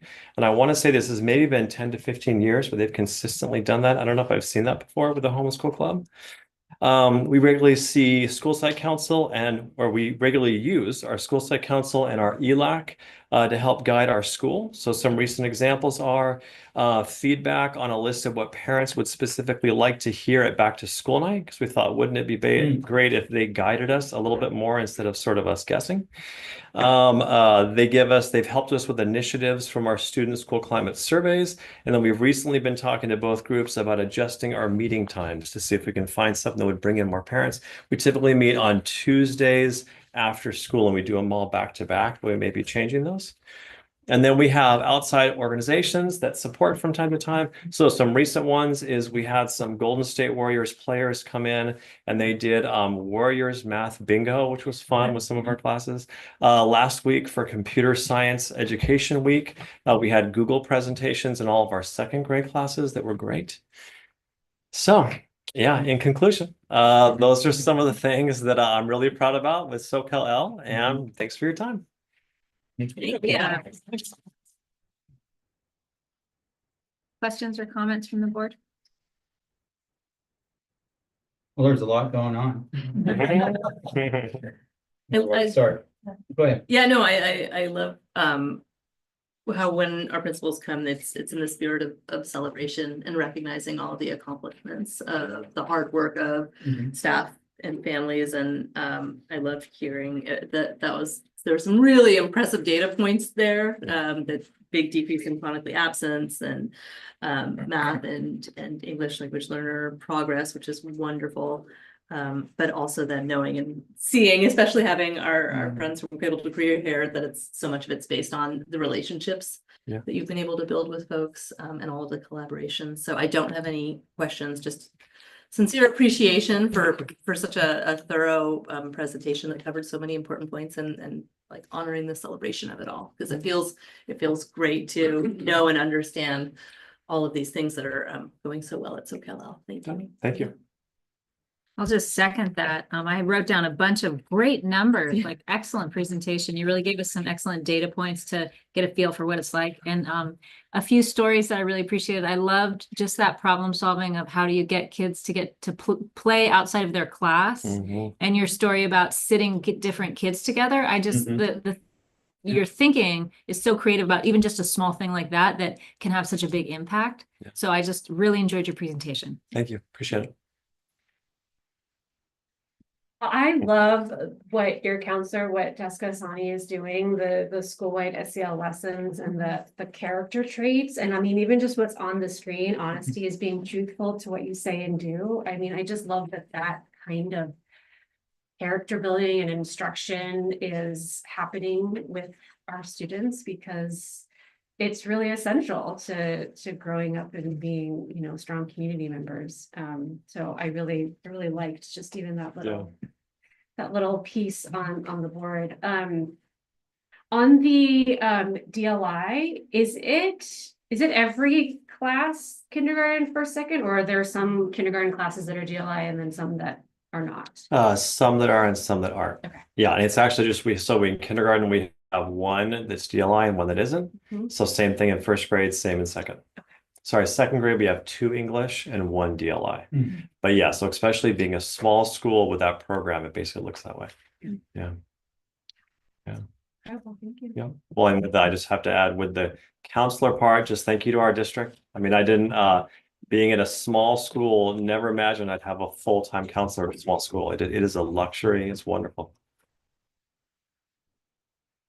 Proof is in the pudding. You can't teach the students if they're not there.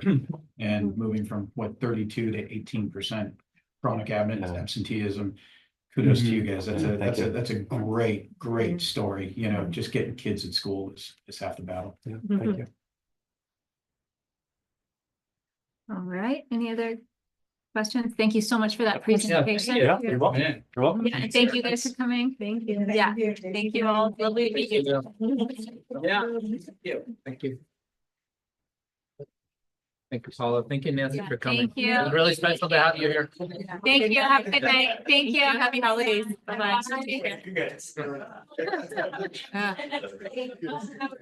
And then there are three. Hang in there, fellas. Yeah. No, you guys. All great stuff, right? All right. Before no, just kidding. No, madam. I'm just kidding. All right, moving on to 8C, 23-24 developer fees collect. So this is just the annual report out for developer fees. The district collected about $125,000 in developer fees for 23-24 school year. We spent about 89,000. And this was, we purchased at the beginning of the year some picnic tables for outside learning areas.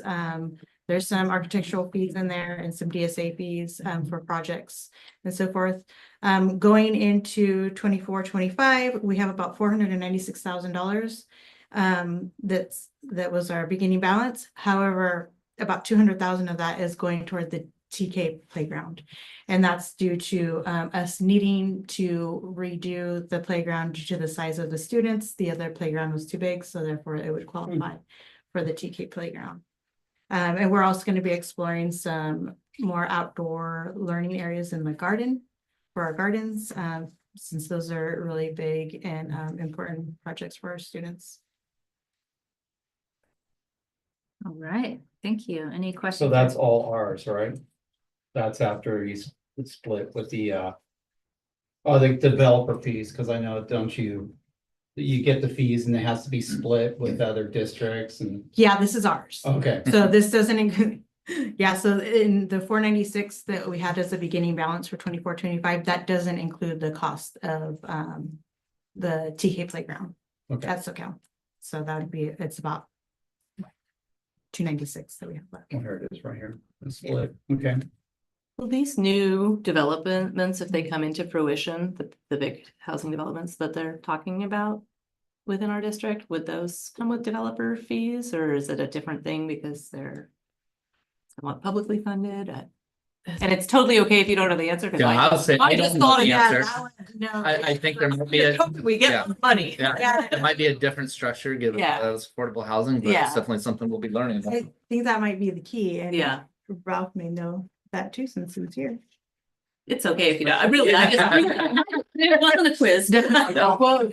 I was just curious about developer fees with some of these affordable housing projects that are being Yeah. proposed and whether the district gets some developer Yeah. fees. But I mean, that is a question that will be answered as time goes on. So Yeah. it was my I'm wondering, Yeah, no, like in the it's a good SoCal wonder. slide. Good wonder. Yeah. Right. It's a wonder that just involves revenue. Yeah, because the only development that we saw in 23-24 Uh-huh. that did have to pay fees, it was for it's off of SoCal. It was what's that development? It wasn't a senior living center. It was, oh my gosh, I'm sorry, I can't think of the name of it now. It wasn't low income one either. It was more of like a rehabilitation space for people like for drug and alcohol use and so forth. So they came in and paid their developer fees for that project. But We will research our question. Now I'm interested. It was a wonder. Yeah, Thank you. yeah. Other questions or comments? All right, that is a presentation item, so moving on. All right. Discussion from the board on the CSBA California School Board Association Conference down in Anaheim. Who would like to start? I will, unless you bringing that are all up. loaded up. Okay. Well, I'm just the classes I took on the first day of the conference. I woke up and nobody get back. You want me to go? Okay. Yes, I was looking at my notes too. And if I talk too much, Jen, I will summarize it in an email for you for the minutes. But number one, I appreciate that we have the ability to go and attend this huge opportunity for professional development. I did notice a lot of our colleagues on other boards, you know, either only had one board member attending or didn't have as many board members attending, and some of that was due to some of their financial constraints. So I appreciate that this is that we've been able to continuously provide the opportunity to the trustees.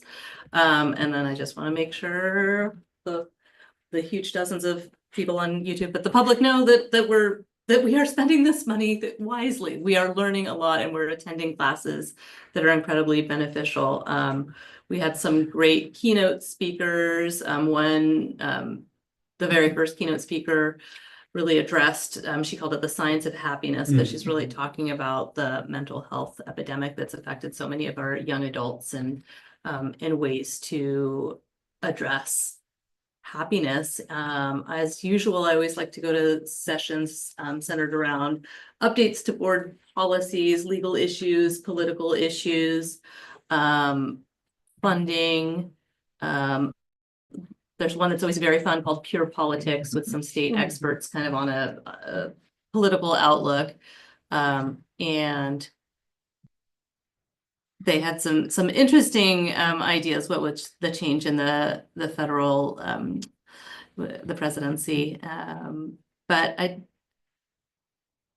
And then I guess I'll just end with the very last session I attended is another really good one called Advocacy 101, where CSBA folks and some school board members from other districts talk about their experiences and give kind of best practices around how to advocate for our district and for public education with elected officials at the state level. And they have really, really good tips in every, when I do attend it, it's a really important reminder to me to step outside of my comfort zone and do that work, because I think it's a really important part of what we do as a school board is making sure that our elected leaders understand the needs. And just as like we're all really touched from hearing from Nancy and Paula and their own stories, and Cristal as well, that's incredibly effective with our legislators, hearing directly from us what we experience as board members and what our community is sharing with us. So just that reminder of sharing our stories and advocating. So if anyone would like any of the slides that I got from any of those sessions, I'm happy to share them. Or if any of you are thinking about doing any advocacy, I'm happy to share the notes on that piece. Thanks. Great, thank you. Actually, I really enjoyed the third session about AI Oh, yeah. and the future of AI and what's going on right now too with AI. AI is a big help too. And different type of AI. The person that presented, he founded a AI company. I forgot the name of it. But Red Button. Red Button, yeah. Sam Stutton, yeah, he was a really good speaker too. And yeah, he classified himself as a nerd, and he did a great job in explaining and about AI. I was looking back and I did some mental health classes that had dealt with mental health, but one thing I did really miss is the nonprofits or the mental health programs that have been founded by teachers in other districts and or by parents. And so that wasn't there at the conference, and I think they have really great ideas on the mental health. So I missed that. Let's see, what else did I do? I mean, she, compared to Amanda, it's like, well, that's all I did. I like to talk. I know. Go ahead. There's other things I could bring up too. Okay.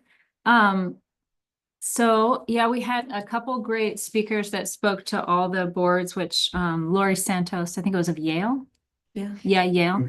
But just the science of well-being. So that kind of, wellness, our MTS program, the fact that counseling is such an important thing to our families. So I was really inspired by that talk, and then chose several workshops around wellness. Billing is a new thing for how to use the state billing to get counseling services.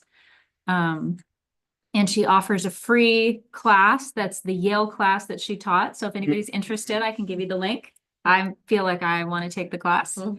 I did another really interesting one on workforce housing. And the title of it was Education Workforce Housing Post-Occupancy Outcomes, which I found really interesting because there's not really a lot of research about how it's going with workforce housing.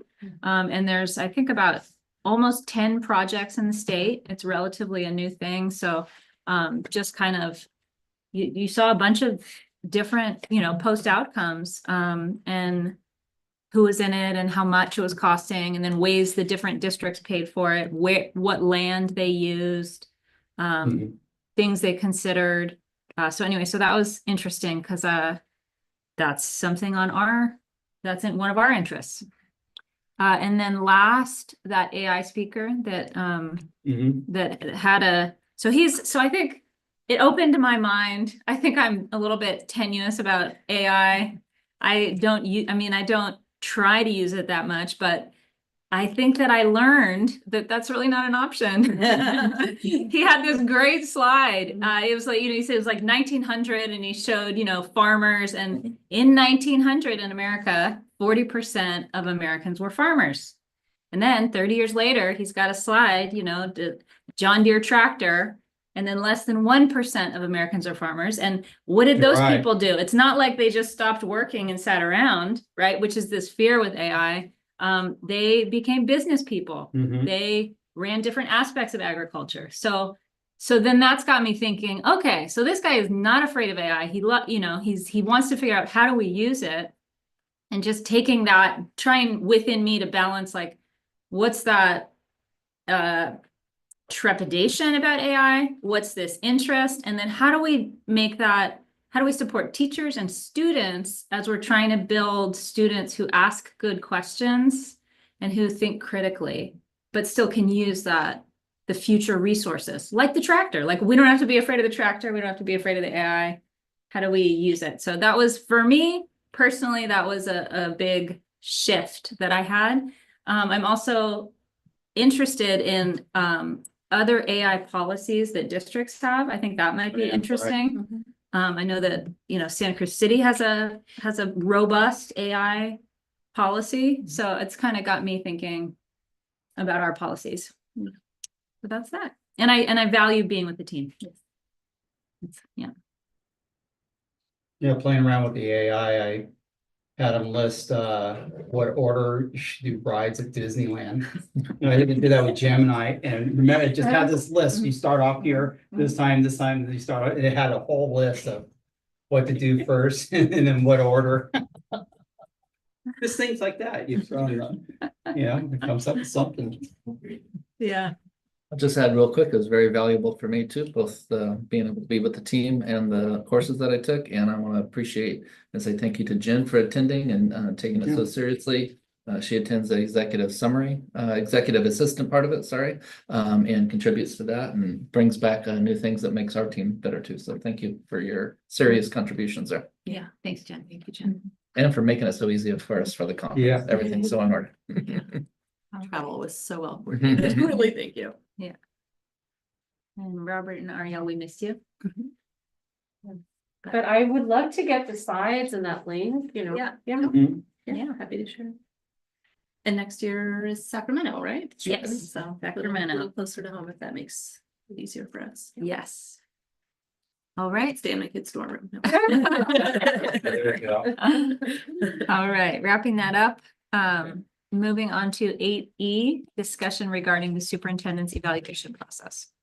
So thank you to the board for working in closed session with me as we worked with our CSBA consultant to revise our evaluation process.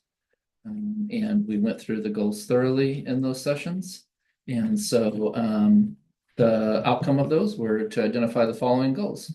That was to improve mathematics across the district overall, to close specific math achievement gaps, to improve the physical and emotional safety of students at school, to strengthen community engagement, to ensure that communications with the board are timely,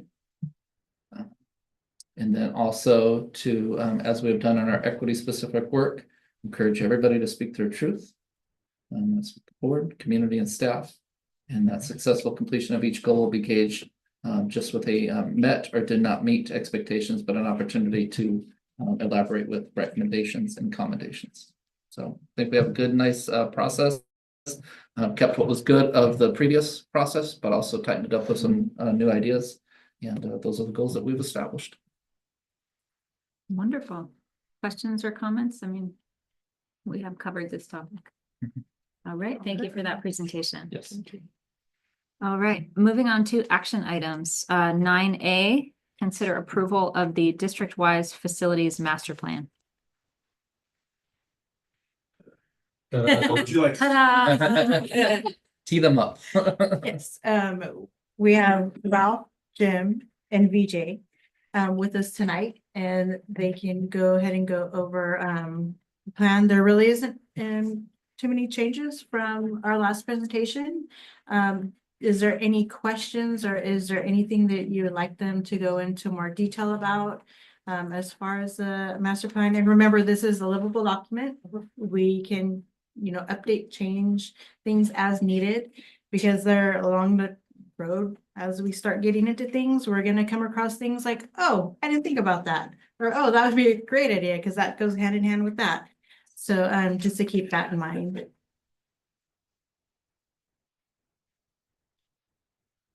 Yeah, and so just to kind of changes from Want to just last. jump in, or? there were There's some some changes. Yeah. So just Yeah. process-wise, this was brought several times, Yeah. including last board meeting. Great questions from the board, great input from the board, and then Friday updates, getting responses from these folks about how those have been incorporated in. And so this is an evolution. I think it's kind of important to say for the record, this is not like, hey, here's a master plan, right? This has been an evolution, and there's been regular communication and great input that's been acted upon. And that's where we're at in this process. It's kind of been a long road, and like here we are now, ready to seek consideration for approval. So if I may, back on the Main Street slides, there was an additional slide that showed a test fit for fields going in other directions. And that'll be, that'll get talked about and beat up a little bit when design committee starts. I already had a good conversation with Sven about. Yeah, that and getting it Sven's all in, and that's good. I don't blame him for leaving early. I almost walked out with it, not and there were some minor changes on the schematic at Santa Cruz Gardens as well, showing the possibility of a baseball field added on and a couple of where it could go. Right. BJ and I went to the FOMS meeting last night and presented their section.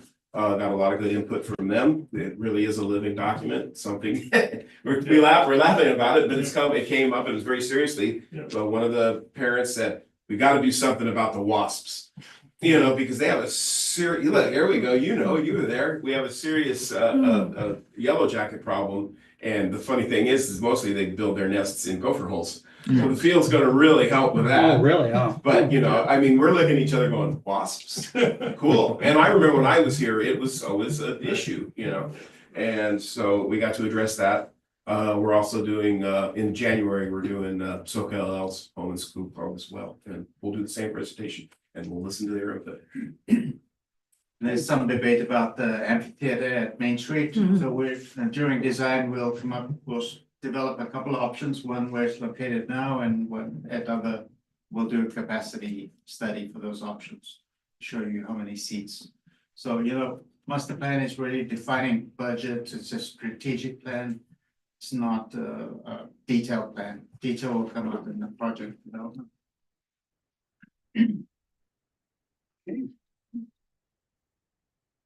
And we've had great partners. Without these two guys, we'd be. And good receptions at the school, like FOMS and. I think we've gotten very positive. A lot of engagement. We've been to all staff meetings. It seems to bring out, we were at FOMS we presented for an hour. We answered questions for, the presentation's like 8 minutes. We were there for an hour. So it really gets people, we could have, presented a new math curriculum, and we probably wouldn't have gotten as many questions,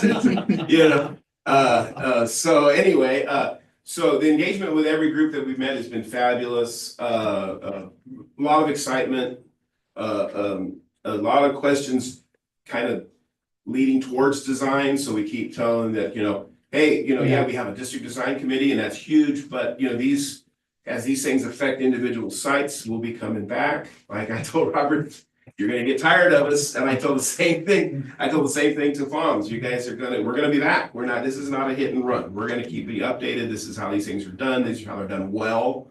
So everybody knows, what's going on as it's going on. So you have a good master plan. You have a really good master plan. Well, I have something that I'm gonna bring up. It's on 112, the budget allocation, and we discussed this last time. And it was brought up that we should look at the attendance as far as funding goes. And thinking about that, I don't agree with that. I think it needs to go with the school and what each school needs, the assessment school. So of course, we have one school that has less population, and we have other schools that have many. So there's been assessed projects for each school. Yeah. So what, we're gonna take money from a school that has less attendance and put it towards a school that has a higher attendance, but what is it gonna go to? If you have an assessed project for each school, then you throw more money into it. What's gonna, what is gonna do? What are you gonna build at the school? So the thing is that, yeah, we have a school that has assessed issues and problems that need to be met. And I think the funding should go to that, what the assessments are, and not the attendance. And if I may respond to that, so that is the criteria. Needs assessment completely overrides the equity factors. The equity factor is just a check and balance for us to see what would happen if we didn't have a needs assessment report. But we do have a needs assessment report. Well, it says, you're analyzing and attendance, and that's in there. And I don't think attendance should play with allocation of money and the schools and what, assessment of the schools and what they need. We have a school that has a little population, but things turn. At one point, there's, so they has less population, less is done, then the population grows, then what's left with the school? So everything needs to get up to par regardless. And that's true. And I think the allocation that we did was based at the end of the day, it was a needs-based assessment, how the money was distributed. I don't remember if it was the last board meeting or the previous board meeting that I attended and presented. We had made a statement saying we cannot ignore any facility, irrespective, because it is an asset, and so money has to be spent equally and proportionately to its needs. Because if you don't put money into a facility today, in 4 years, it could deteriorate. And if your enrollment grows, then you don't have a facility. So we kept that in mind when we did the. Then we shouldn't have attendance in there. That should be removed then. Well, I mean, my understanding of it was, the slide kind of summarizing our steps. Then if you go to the next page that has the chart with all of the red and. Oh, I know, yeah, right, so it's like, that's one. Well, I looked at that. There's like one column in the chart in terms of enrollment. I totally appreciate where you're coming from. Yeah, when we Like, talked about right, it yeah. last meeting. Yeah, and I saw the chart, Yeah. now everything's broken up, but It's one of. we don't need attendance in there, and I don't want anything to shift towards attendance. And it especially didn't if- make much of an impact if you really look at it, because there were like 10 of 12 factors. And attendance was just one of those. So it really doesn't shift the balance. Then why is it in there then? It's one of the criteria. Criteria of us, what we wanted, or criteria for the bond? So, not the bond was separate, how that, you know, was put This on the is our ballot and everything. decision. This is how to allocate the funds that we were able to be awarded from the bond. And just, so I hear what you're saying, Ted, Yeah. and I'm just making sure that there's like a common clarity, like it's just one of many factors and one that is not swaying. I mean, I'm gonna say DJ will have the numbers, but it's not like swing millions of dollars one way or the other. It's maybe more of an awareness, like these, like the age of the building, like to not look at any one of these things in isolation. Well, we're just gonna put all our money in the oldest building.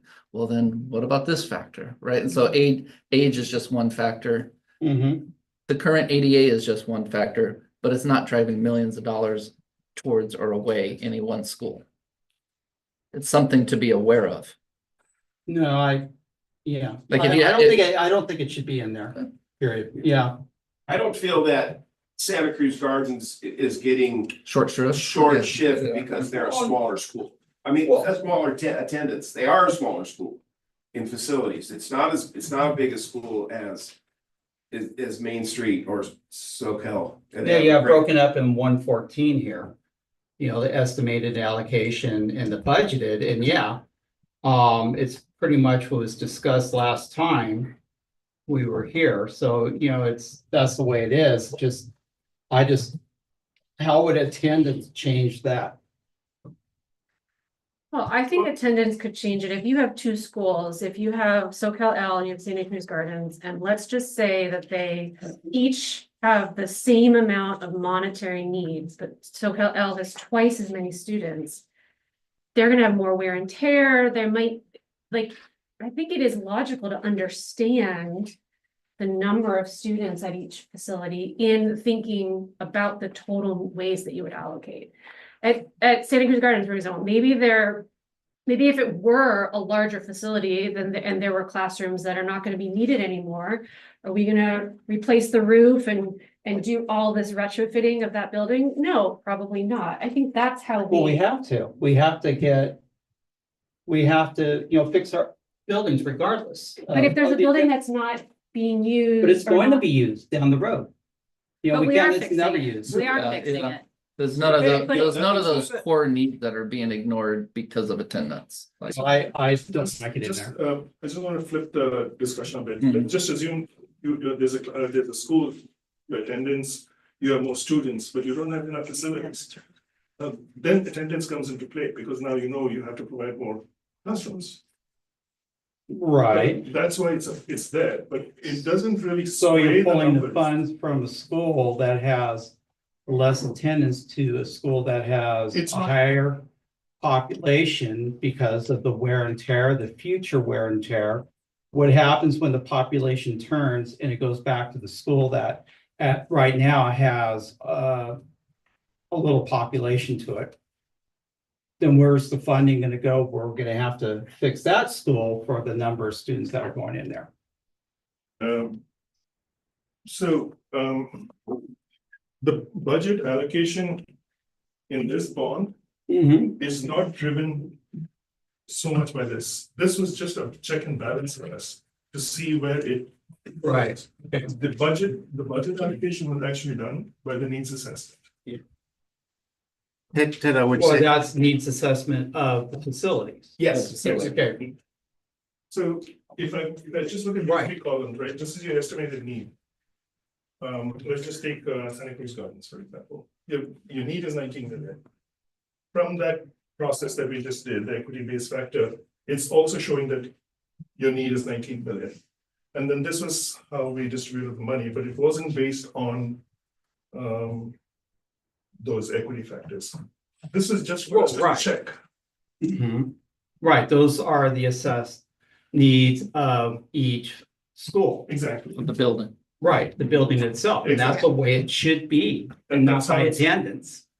And it is. But in here, we have the word attendance for the analysis.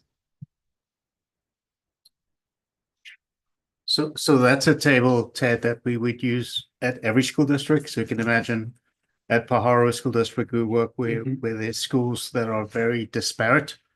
And they're fighting for money and they really need to prioritize one school over the other.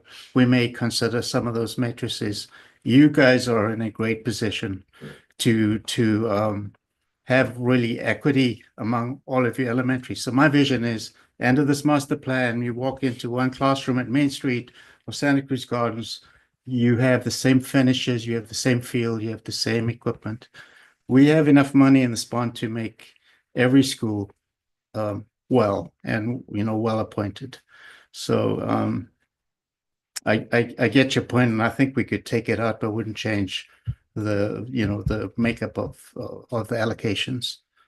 Well, okay, you know where I'm coming from. Yeah. The assessed needs of the facility. Right. regardless You of don't the intent. want a failing facility if somebody's got a low You gotta have population. schools, So fixed, I agree with you, but that regardless, is not the case here. We're definitely at Santa Cruz Gardens, for instance, we know we're gonna do HVAC and roofs. We're gonna make sure the envelopes are really strong. We're gonna play, it's gonna get a great field. It's gonna really be an awesome facility.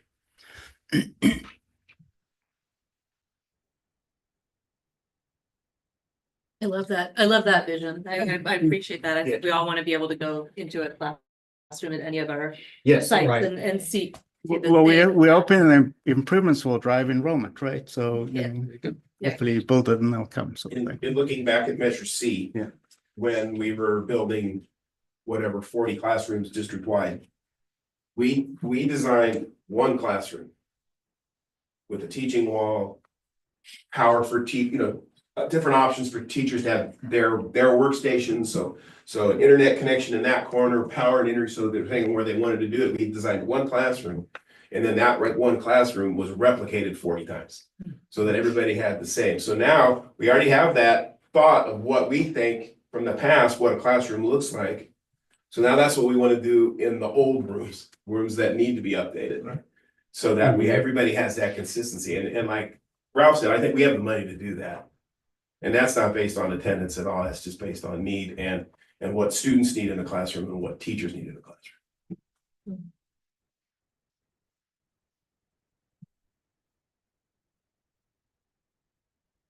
I had a question about Main Street. So I saw the multiple drawings with the baseball field flipped different ways. And I'm just wondering if a baseball can damage a solar panel. yes, it can. It can. And so we thought of doing some netting up high attached to the structure. So we had thought about that. Definitely going to be fly balls. And turning the batter, is that a priority, or is that facing the batter towards the hillside away from the solar panel? Is that necessary to really protect the solar panel? In one drawing I saw, the netting was up on part of the solar panel. Can you go back? It was a previous This one? drawing. Yeah, we were gonna put netting on the leading edge all along here. The whole edge? Yes, up high. Okay, and why not just flip the batters or the whole field so that the batter is facing the hill and they're hitting away from the solar panel? Like, why So not? like- Definitely a possibility. Well, unless Yeah. you get a lefty that does a You're foul still gonna ball. have- The batting box being here. Exactly. And the other one to be flipped. It is flipped in the next slide. Yeah. I think we have two Yeah, different we gave you. slides. Yeah. Yeah. Cover So the test the top bits. one is flipped So on the that it next will. one. But are you saying on the second And one that that would both- kind of that fall they're into the flipped. design committee. when That they're we both get to flipped, that. but I'm just wondering, we have this very expensive solar panel. Yeah. Are we gonna like, No, we're gonna protect it. shouldn't that just be a decision that we make? That we are gonna aim them away from the solar panel to not even get close to damaging it? Are we not deciding that? Think you're deciding. We're the directive I'm definitely hearing is deciding protect it them. then. Yeah. The Yeah. design Protect- committee is protect gonna. it. Yeah. Protect our expensive Yeah. solar Yes. panels. Yeah. And I think any which way you have risk of the ball hitting the panels. Oh, really? Could you So- tell me about that? My mind is not Sometimes when you thinking hit a that. ball. Yeah. it's It goes foul ball. Oh, it goes up. So you hit the ball, It also depends the on. ball slides off the bat. Okay, And how about a An kid that angle. doesn't know how to throw? You okay. may be hitting it one way, but the kid's gonna be throwing it the other way. But are we maybe talking about the minority of plays in baseball versus Baseball has a lot of foul balls, they call foul balls. Yeah, Not all the balls fall within the diamond. Well, yeah, I think we understand your direction. yeah. Yeah. You know, Protect the and I investment. think, and I think when design committee gets going. Yeah. And we'll take all of those things. Serious, I mean, Yeah. nobody wants to damage the solar panels. Yeah, yeah. That's why the game field is the field that is the furthest away. Whereas the second field is more of a practice field and hopefully won't be used by younger students, I think. But once again, I'm already getting into design and I just, what I'm trying to take away from this is that I know I can get 2 fields on that, in that area. Mhm. That's what I'm taking away from this.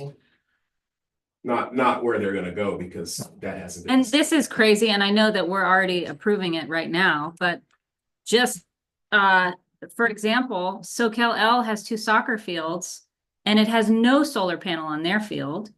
And Main Street has this huge solar panel and we're talking about baseball.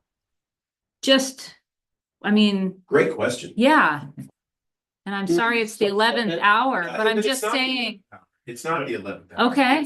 That's not even really the first hour. Yeah. This is just saying, hey, they fit. That's all we're saying with this. They fit. Good. Now we're gonna get into design and we're gonna figure out what the best play. And if the ultimate decision out of design comes out is that the baseball field needs to go to SoCal, then that's the best decision. Exactly. So we're not at the final hour. Mhm. Like I said, the clock Yeah, that hasn't even makes started sense, on yeah. design. Also, the way we were designing it was that both would have both. Right? Both have a soccer field and baseball fields. Right. Which, They have the lines drawn and one's kind of optimized. yeah, for- yeah, and I think the last conversation we had was talking about the gardens having only a soccer field and adding the baseball lines. Oh, yeah. To them. We thought about that, but. If we want to get into design, you know, Sven, as he leaving, he's got his preferred layout and angle. Because the better shouldn't be looking into the sun. Yeah, So there's a lot of things that we're gonna have to stack up. yeah. What's the popularity of soccer, you know, versus some of these fields, so. The size of the. But field. we So- might be the only people talking about the solar panel. Yeah, no, The- right. No, I'm just saying advocating for the importance of protecting that investment. Yeah. Yes, yes. But Oh, that's the first thing that came up when we discussed. Okay, It's the first thing that came up in our yeah, discussion. okay, Yeah. It was a head scratcher, but I You're think right, different- just the same way they, do Yeah. golf ranges, yeah, they put up netting. yeah. Yeah. And I hear you, different schools have different preferences, different leaning towards different, Soccer is Soccer, growing, baseball. but we want to hang on to, tradition. Yeah. Yeah, and as the Baseball. demographics change in our community, I think those 2 sports probably are gonna change eventually too. Yeah, So, yeah. Um, So flexibility is gonna be Mhm. important. yes, sir. Gonna be flag football. Lacrosse. And lacrosse. You can do Yeah, all of that that's out there right, on huh? a turf field. Yeah. That's the beauty. all right, yeah. Thanks for We considering so appreciate the many engagement. factors. I mean, This is great. if you guys just didn't ask a thing or say a thing and just. We kind of walk out, well, geez, I'd rather get peppered. So I really appreciate the engagement. Do you know of any schools that have a baseball field and solar panels within the range of a home run? Not right offhand, That's a great question. Yeah. but those are. I mean, those are I'm just- sure there's something Those over are the just phone hill. calls. I can call the guy that does my job at city schools and say, hey, what, you guys got ball fields and solar? And, yeah, we got one and yeah, we cracked a couple and yeah, we fixed it and, or no, we don't have that problem, just make a couple calls. I'd be remiss if I didn't bring up the fact that you guys still have a tree in the middle of the basketball court. That's really Like, we didn't make that point last time. Yes, you did. And you know why They it's still named it there? Robert. They Oh, really you have. know why it's there? Yeah. No, because it really is there. One of your biggest trees in the district. Yeah, the heritage tree. Go to Google Earth and look at SoCal. Get my X tomorrow. Be careful. Questioning it, I started believing that it wasn't there, and so I'm like, and the scout's like, oh, it's there, I'm like, I went and looked, I'm like, oh yeah, I walk around this all the time. That's. Seen it so many years. Where's the rock? After the last board meeting, we were back and I was telling Ralph, hey, we gotta change the fee, we gotta change the fee. And he Yeah. was like, "Yeah, it's always been there. That's crazy. He was the only one who knew it. Like 100 times, and now that you mention it, yeah, there is a big giant tree. But when you put it in the middle of a play So what area like ultimately has that. to move it's out. are the basketball courts. Yeah. That would make sense. Yeah. Yeah. Yeah. But thank you for bringing it up. Oh, I love it. Great tree. Well, And I appreciate the kind of tucking in that parking lot at Sandhurst Gardens. I think that looks fabulous to have it be kind of tucked in around the space.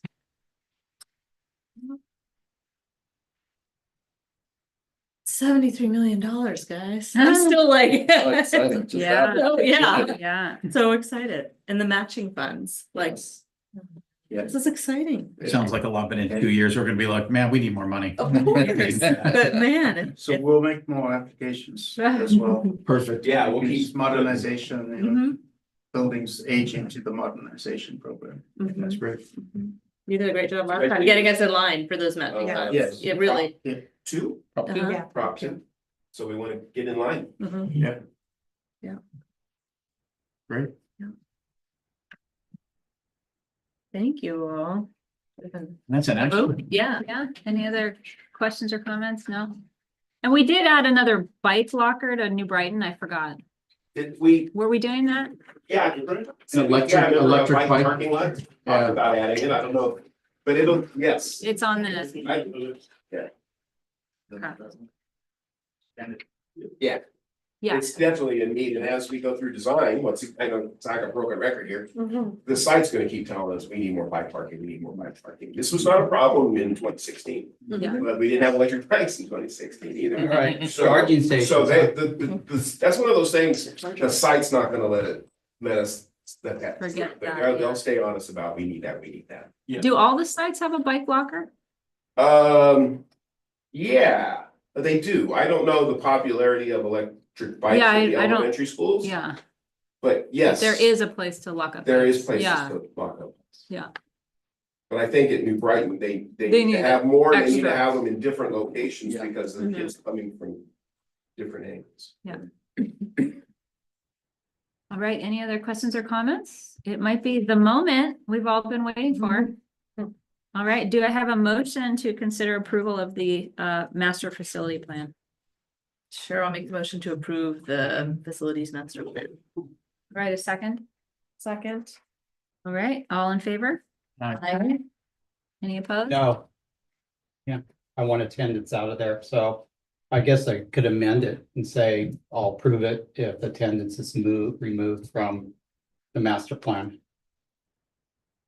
Yeah, I would say since it's in the plan, since it's not affecting any of the allocations, then we can just take it out of the chart. We know what the attendance is, so it's not gonna change anything and makes it Or feel it shouldn't better. Be in there then. Yeah. Yeah. So then I would say if it's okay to say that approve with that one amendment. Or whatever that's worth. So removing it. I think it was page 113, that one column 112, that yeah. references. The Page ADA. 112, yeah. Page 112. So the column, but you were talking specifically around like the description of the steps, Mhm. right? So in the page before the column, I think that's Oh, what that okay. kind of started talking. Yeah. Is in step one where it talks just about the analysis and like. the Oh, right, factors for the right. analysis. That was. That was kinda where you started. 112 first, step one. Okay. Yeah, if the team is not seeing any negative impact from that, so we just remove that. Yeah. Okay. Okay. All right, so removing that, and it's a 5-0 vote. Is that right? Mhm. You approve if we remove that? Oh, You're a yeah, yay? right, yay. I Okay. mean, but everybody else could say no. I'll make So a then, motion thank to you. approve the plan with the caveat that we will remove the word attendance from step one. All right, do I have a Perfect. second? I will second. All right, all in favor? All right. Aye. Any opposed? All right, so Congratulations. Thank you. Board Yeah. approves the master facility plan, and thank you so much. We've had so many of these. Yeah. We appreciate all your effort and all the road shows at the schools. We appreciate all your effort. Thank you. What was the comment about the guy who spoke? All right. Sven, so he was with Little League. I didn't realize that at the beginning. I didn't. Mm-mm. But I don't. We have the ball fields. Yeah. So he said he was, they're in support of I it. think he was just trying to get first in line for renting those fields. Yeah. Or having, you know. Oh, then I was like, oh, cap- but I'm like, caps and all. yeah. It really opens up universities, start like, Really Yeah. like if we did that regularly, but I didn't know. Yeah. Thank you, BJ. Thank you. Thank you. Bye, thank you. There was a time when Little League on the field. Sorry, no discouraging issues. Oh, well, it's a long I'm one. dying. It's a long meeting. Yeah. I know, we'll see. You're the big. I've got 34%. I'm fat now. All right, let's All right, I'm back live. take the show on the road. Here we go. 9B. Consider approval of the 24-25 first interim report for the district. Okay, open. Wow. Okay, so here we go. Is everyone ready? Okay. Go through all those lovely SACs report until we get to your presentation. Okay. We know the page number? It's like 270 maybe. Just go back. Go back. 271, yeah, 270. 270 on the board doc. Okay. So what we're going to cover tonight is the district budget reporting schedule, overview of first interim, review of general fund, and then we'll have next steps and questions. I changed up my presentation just slightly. I hope it's okay with everyone. So this I thought is kind of nice to see. We don't often look at it, but it just kind of gives you a schedule of our different reporting periods and so forth. So right now we're in December, where it's first interim. January, we get to hear the governor's budget, which everyone is kind of anticipating. And then March, we have second interim. April, we have LCAP and budget development. And in May, we have the May revise. And then in June, we'll have sometimes people do, there are sometimes districts do a third interim report, and then there's LCAP and budget.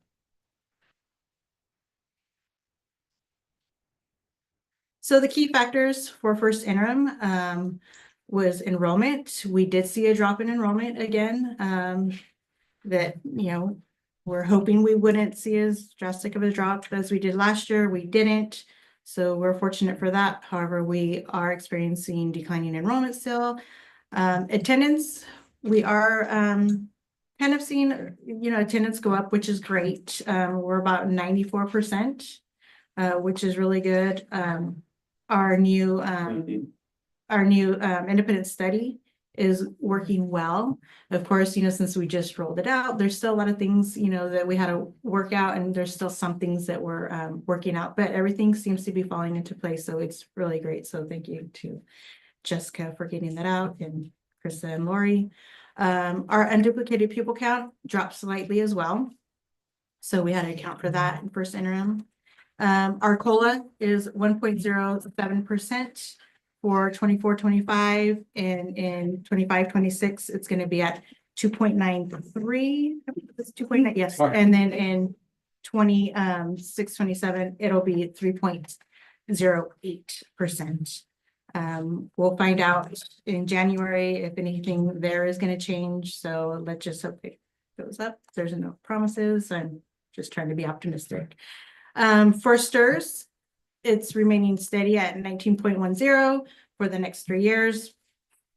PERS, however, is always slightly increasing. This year we saw a 0.37 increase, bring that up to about 27.05% compared to roughly the 26.68% that we saw last year as far as PERS. And then it's going to gradually keep going up roughly about 0.5% each year thereafter. As far as special education costs, we're doing pretty good. Our contribution to SPED is roughly about 3.6 million as of right now. We did see a reduction of what we're gonna have to pay the COE. I explained at Adopted that instead of us receiving any funding for any of our SPED funding, we usually receive about, last year it was right under 200,000. We ended up have an estimate of owing about 130 at Adopted. At first interim, it's down to about 98,000 we would owe, which is good. So it is dropping. And then, of course, we have our slowing economy and the rising costs for everything else across the board for supplies and so forth.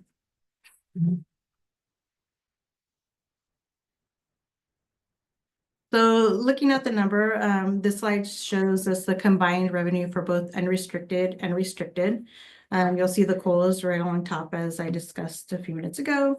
Our LCFF revenue is, basically our attendance is, you'll see about 17.7 million going to 17.5 million because in 25-26, we're kind of coming off of the high 3-year average. And so we're starting to see the effects of it a little bit more. In 26-27, we'll have a little bit of an uptick, and that's partially due to a little bit of uptick in the COLA and other funding factors.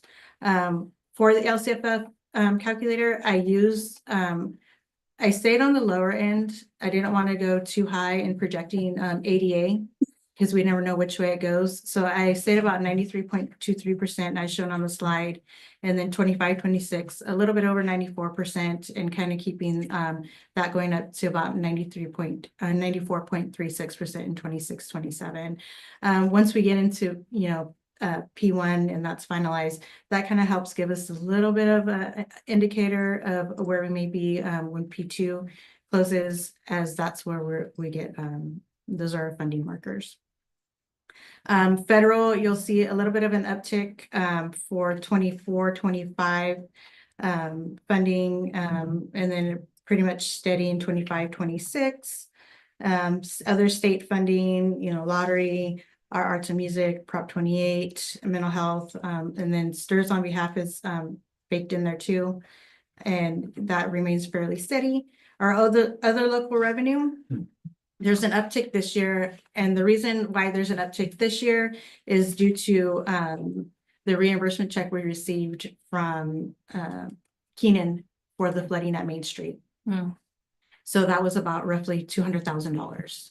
So that's why you'll see the difference in the years. The 2 out years remain fairly steady. And transfers in, that's steady. That's our capital facilities transfer for maintenance. So it's about $365,000, and that usually remains pretty steady throughout the year.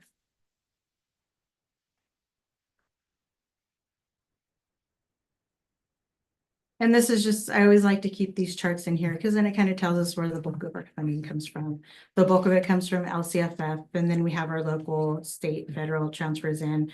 And this kind of just shows the importance to anyone else that's looking at our slides that how important attendance is. So that's why I always like keeping that in there. Our LCFF dollars are funded off of attendance. So that's why this is important.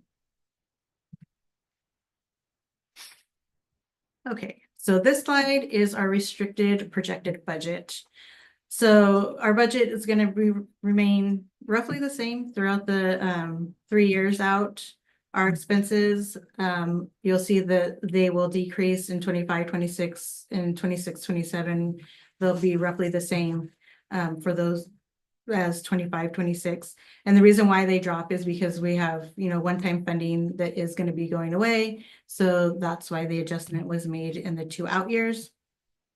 And it's normal in restricted funding for there to be deficit spending because of a fund balance. That what happens is the funds that have a fund balance, they allow those funds, that funding to go to the beginning fund balance after each year. So therefore, to spend those funds down, you will see the deficit spending.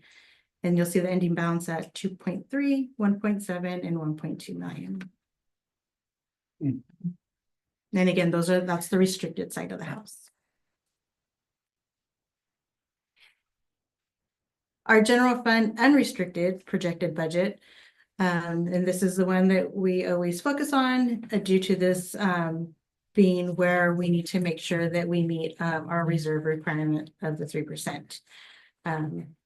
While the 3% is calculated off of both restricted and unrestricted total expenditures for each year, it's solely looked at as ending fund balance for unrestricted dollars when we look at our reserve amount.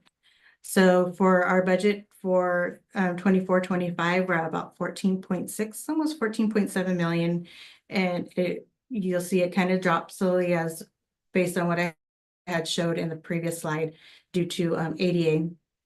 There's a little bit of a drop, about 400,000, 25-26, and then we'll go up a little bit in 26-27. Our expenses due to combat our deficit spending are reduced going into 25-26 and 26-27. And that's something in our fiscal priority team that we'll be addressing to see the best way that we're going to combat that and continue to reduce expenditures in the out years. We've remained from budget to first interim roughly the same for our deficit spending. So kind of held on to that, dropped it slightly, and we're going to continue that work this year to see how much more we can drop it for current year. Our beginning balance was 4.1 million, ending projected to end at 2.8, leaving us with an 11.77% reserve. And then I have assigned about 350,000 partially for sped costs and textbooks, which would leave us an ending fund balance after that is deducted of about 2.5 million, which equates to about 10.33%. And then the bottom just shows you what the required 3% reserve would be based on the expenditures for each of those current years. And when you get out to 26-27, it kind of shows that without anything assigned, it's 6.93%. And then with about $450,000 assigned, we would come down to 4.96%.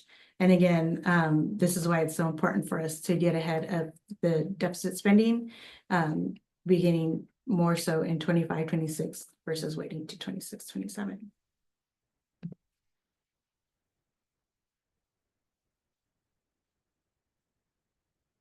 And this just kind of shows how much of unrestricted dollars go to each of these categories: the certificated salary, classified salary, and employee benefits. As you can see, most of that $100 bill is all on salary and benefits, which is great. We're on track. That's how it should be. You'll see the little small slice to the right in the second zero, books and supplies, service and operating costs, and that last little quadrant. And at the very end, you'll see our capital outlays. What makes up the services and other operating? So services and any operating could be licenses, it could be contractors, anything that you don't receive and that you can physically touch and hold. So if we do any type of consulting services, there's legal fees, anything like that, that falls into services and other operating costs. Is that where our SPED settlements would be? That's in restricted, yeah. That would be like iReady, since those are like a licensed textbook that's online. Yeah, so anything like that. So thank you, Jessica.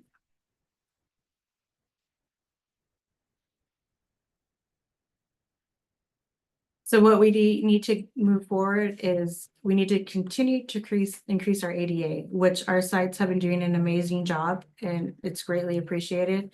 I know that's something that I talk about at every single presentation because it's so important.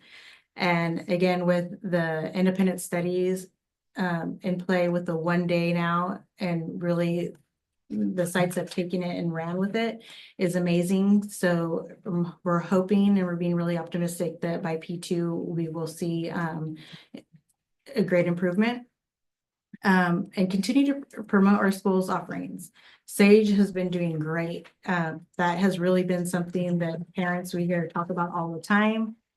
DLI, ELOP, same thing. DLI is a great program. We have some, parents that, look for those programs because they really want their students to be involved in that.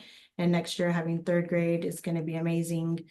And continue to reduce our deficit spending, by attrition and by the decisions made in our fiscal prioritization team. And we'll be having another meeting in January for that.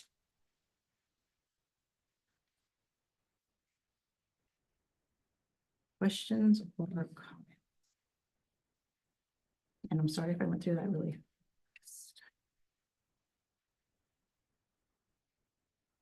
And I think it was, it's really clear the way you talk us through your slides, and I think I've said this before, but I really appreciate the way you've built out these charts, because for someone who does not do finance all day, it makes it easier to digest and understand.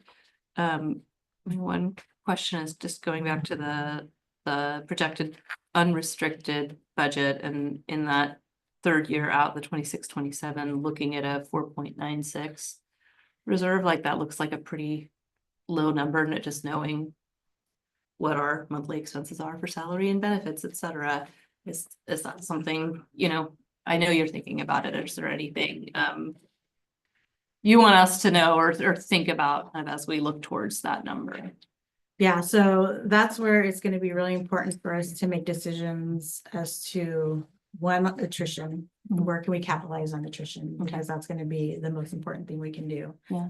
And two is, any type of position that's keep it away from the classrooms, but any positions that can be reduced. In any way like that. Okay. Yeah. Thank you. So that's the best and fastest way we can, our books and supplies, we don't have a high budget for that. We seem to do pretty good keeping those costs down. Same thing with services and so forth. So that's going to be our biggest place of savings. Yeah. Okay. Mhm.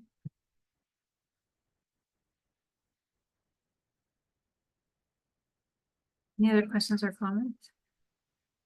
A related question. I know SSC is doing analysis on enrollment. I think it's more of a question for Scott. What's the latest on SSC and what their findings, analysis, recommendation, like whatever, what they're doing and School Services of California. Is that what you're asking about? yeah.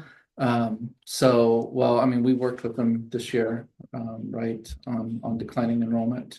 And yeah, there's definitely projections of that trend continuing. I think we've said in the past, like Santa Cruz County gets the brunt of that more than most places in California. Coastal areas tend to. Some hope to balance that out a little bit is some of the affordable housing developments going in to help soften that blow a little bit. But yeah, the trend is towards continued declining enrollment. Put it in the simplest terms. Am I answering your question? Sort of. I thought that there was going to be more that we would get from them in terms of like detailed analysis that they've done about our schools and our enrollment and kind of. I think I know what you're asking about. You're asking about the demographic study, which is connected to but somewhat separate from School Services of California. And we have gotten a draft. We have some engagement back and forth with the company because we want it to be as accurate as possible. Okay. And we'll be able to share the outcome of that with the board soon. Okay.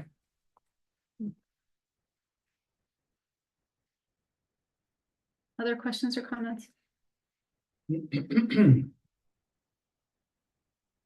Right, are we ready for a motion? Yeah, I'll make the motion to approve the 24-25 first interim report. I will second. All right, all in favor? Aye. Any opposed? All right. Consider approval of the here we go.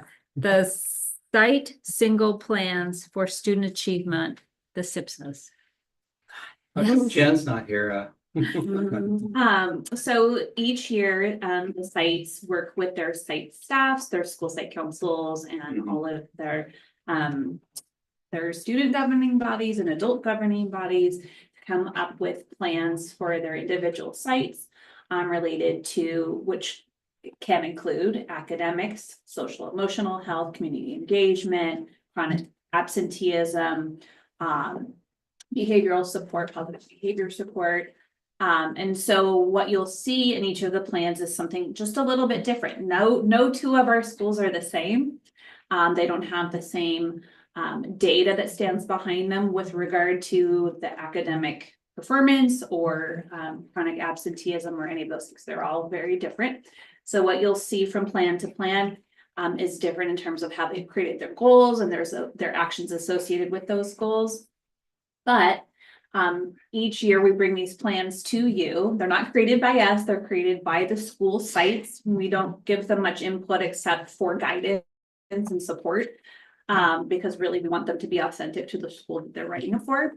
But it is required by education code that any school that receives state or federal funds show their presentation of how those funds are being spent to the community through these plans, and they come to the board for the board's approval. So that is what is before you tonight. I can answer questions if you have them about the plans or not. They're pretty consistent from year to year. Most of them you'll see the academic goals in English language arts and mathematics. In particular, this year you'll see a little bit of a nuance where they've really called out some of those disproportionalities that we've seen in the past. And that's for two reasons. One is because we're really much more aware of it and how to address it, but also two, that the state of California is asking us to kind of elicit some of those conversations with our families and our staff about what to do about it. So you'll see a little bit more of that language in the plans this year.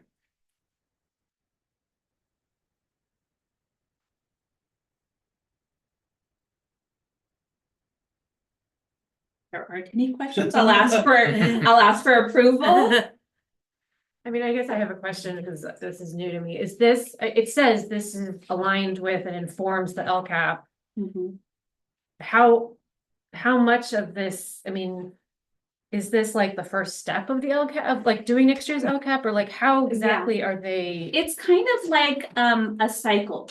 So I'll kind of explain it in two ways. One is there's always an LCAP that's written for the next year and approved in June. And then the SIPSA plan, or what you're looking at now, is always drafted in the fall. So conceivably, those site plans are based on the goals of the LCAP. Like the district says, we're going to meet these goals. For our school, we're going to meet these goals by doing these things. When they do those things, we collect data on those things, which then change our discussions about how the LCAP process starts beginning at the end of winter. So it's always a cycle of one informing the other because we're collecting data along the way. Yeah, okay, that helps. Thank you. I don't have a question. I just, from looking at it, I can tell that our principals and our staff and our school site councils and community members who are like, the people are taking it really, really seriously. You know, they're very, very thorough, and I appreciate how well connected they are to the LCAP goals, obviously, as they should be, and really highlighting, you know, areas that have opportunities for growth. Like, so it's very detailed. I appreciate the work. Great. Thank you. I want them to know. Just a question, not to put you on the spot, but you talked about the state focusing on disparities between students. Could Yeah. you maybe point to one element that I might So- see what you're talking about? Yeah, so I Or just think, paraphrase? yeah, sure. I mean, I think the way that you'll see it written in the plans is a little bit different. But when you look at the SoCal Elementary plan, for as an example, they use the term disproportionality in their plan, and when they created their goals, that's not a term that we've typically seen in a main goal section before, because we know that the state is saying, like, there's a disproportionate amount of English learners and students in special education that are not making the gains that they need to make. And because we're using those terms so knowledgeably now, like, you'll start seeing those terms show up in more of the documents that we're creating. So that's kind of maybe that's an example that would help. It's not that those disproportionalities haven't been like present in the past. We're just really calling it out honestly in the goal itself. Yeah, thank you.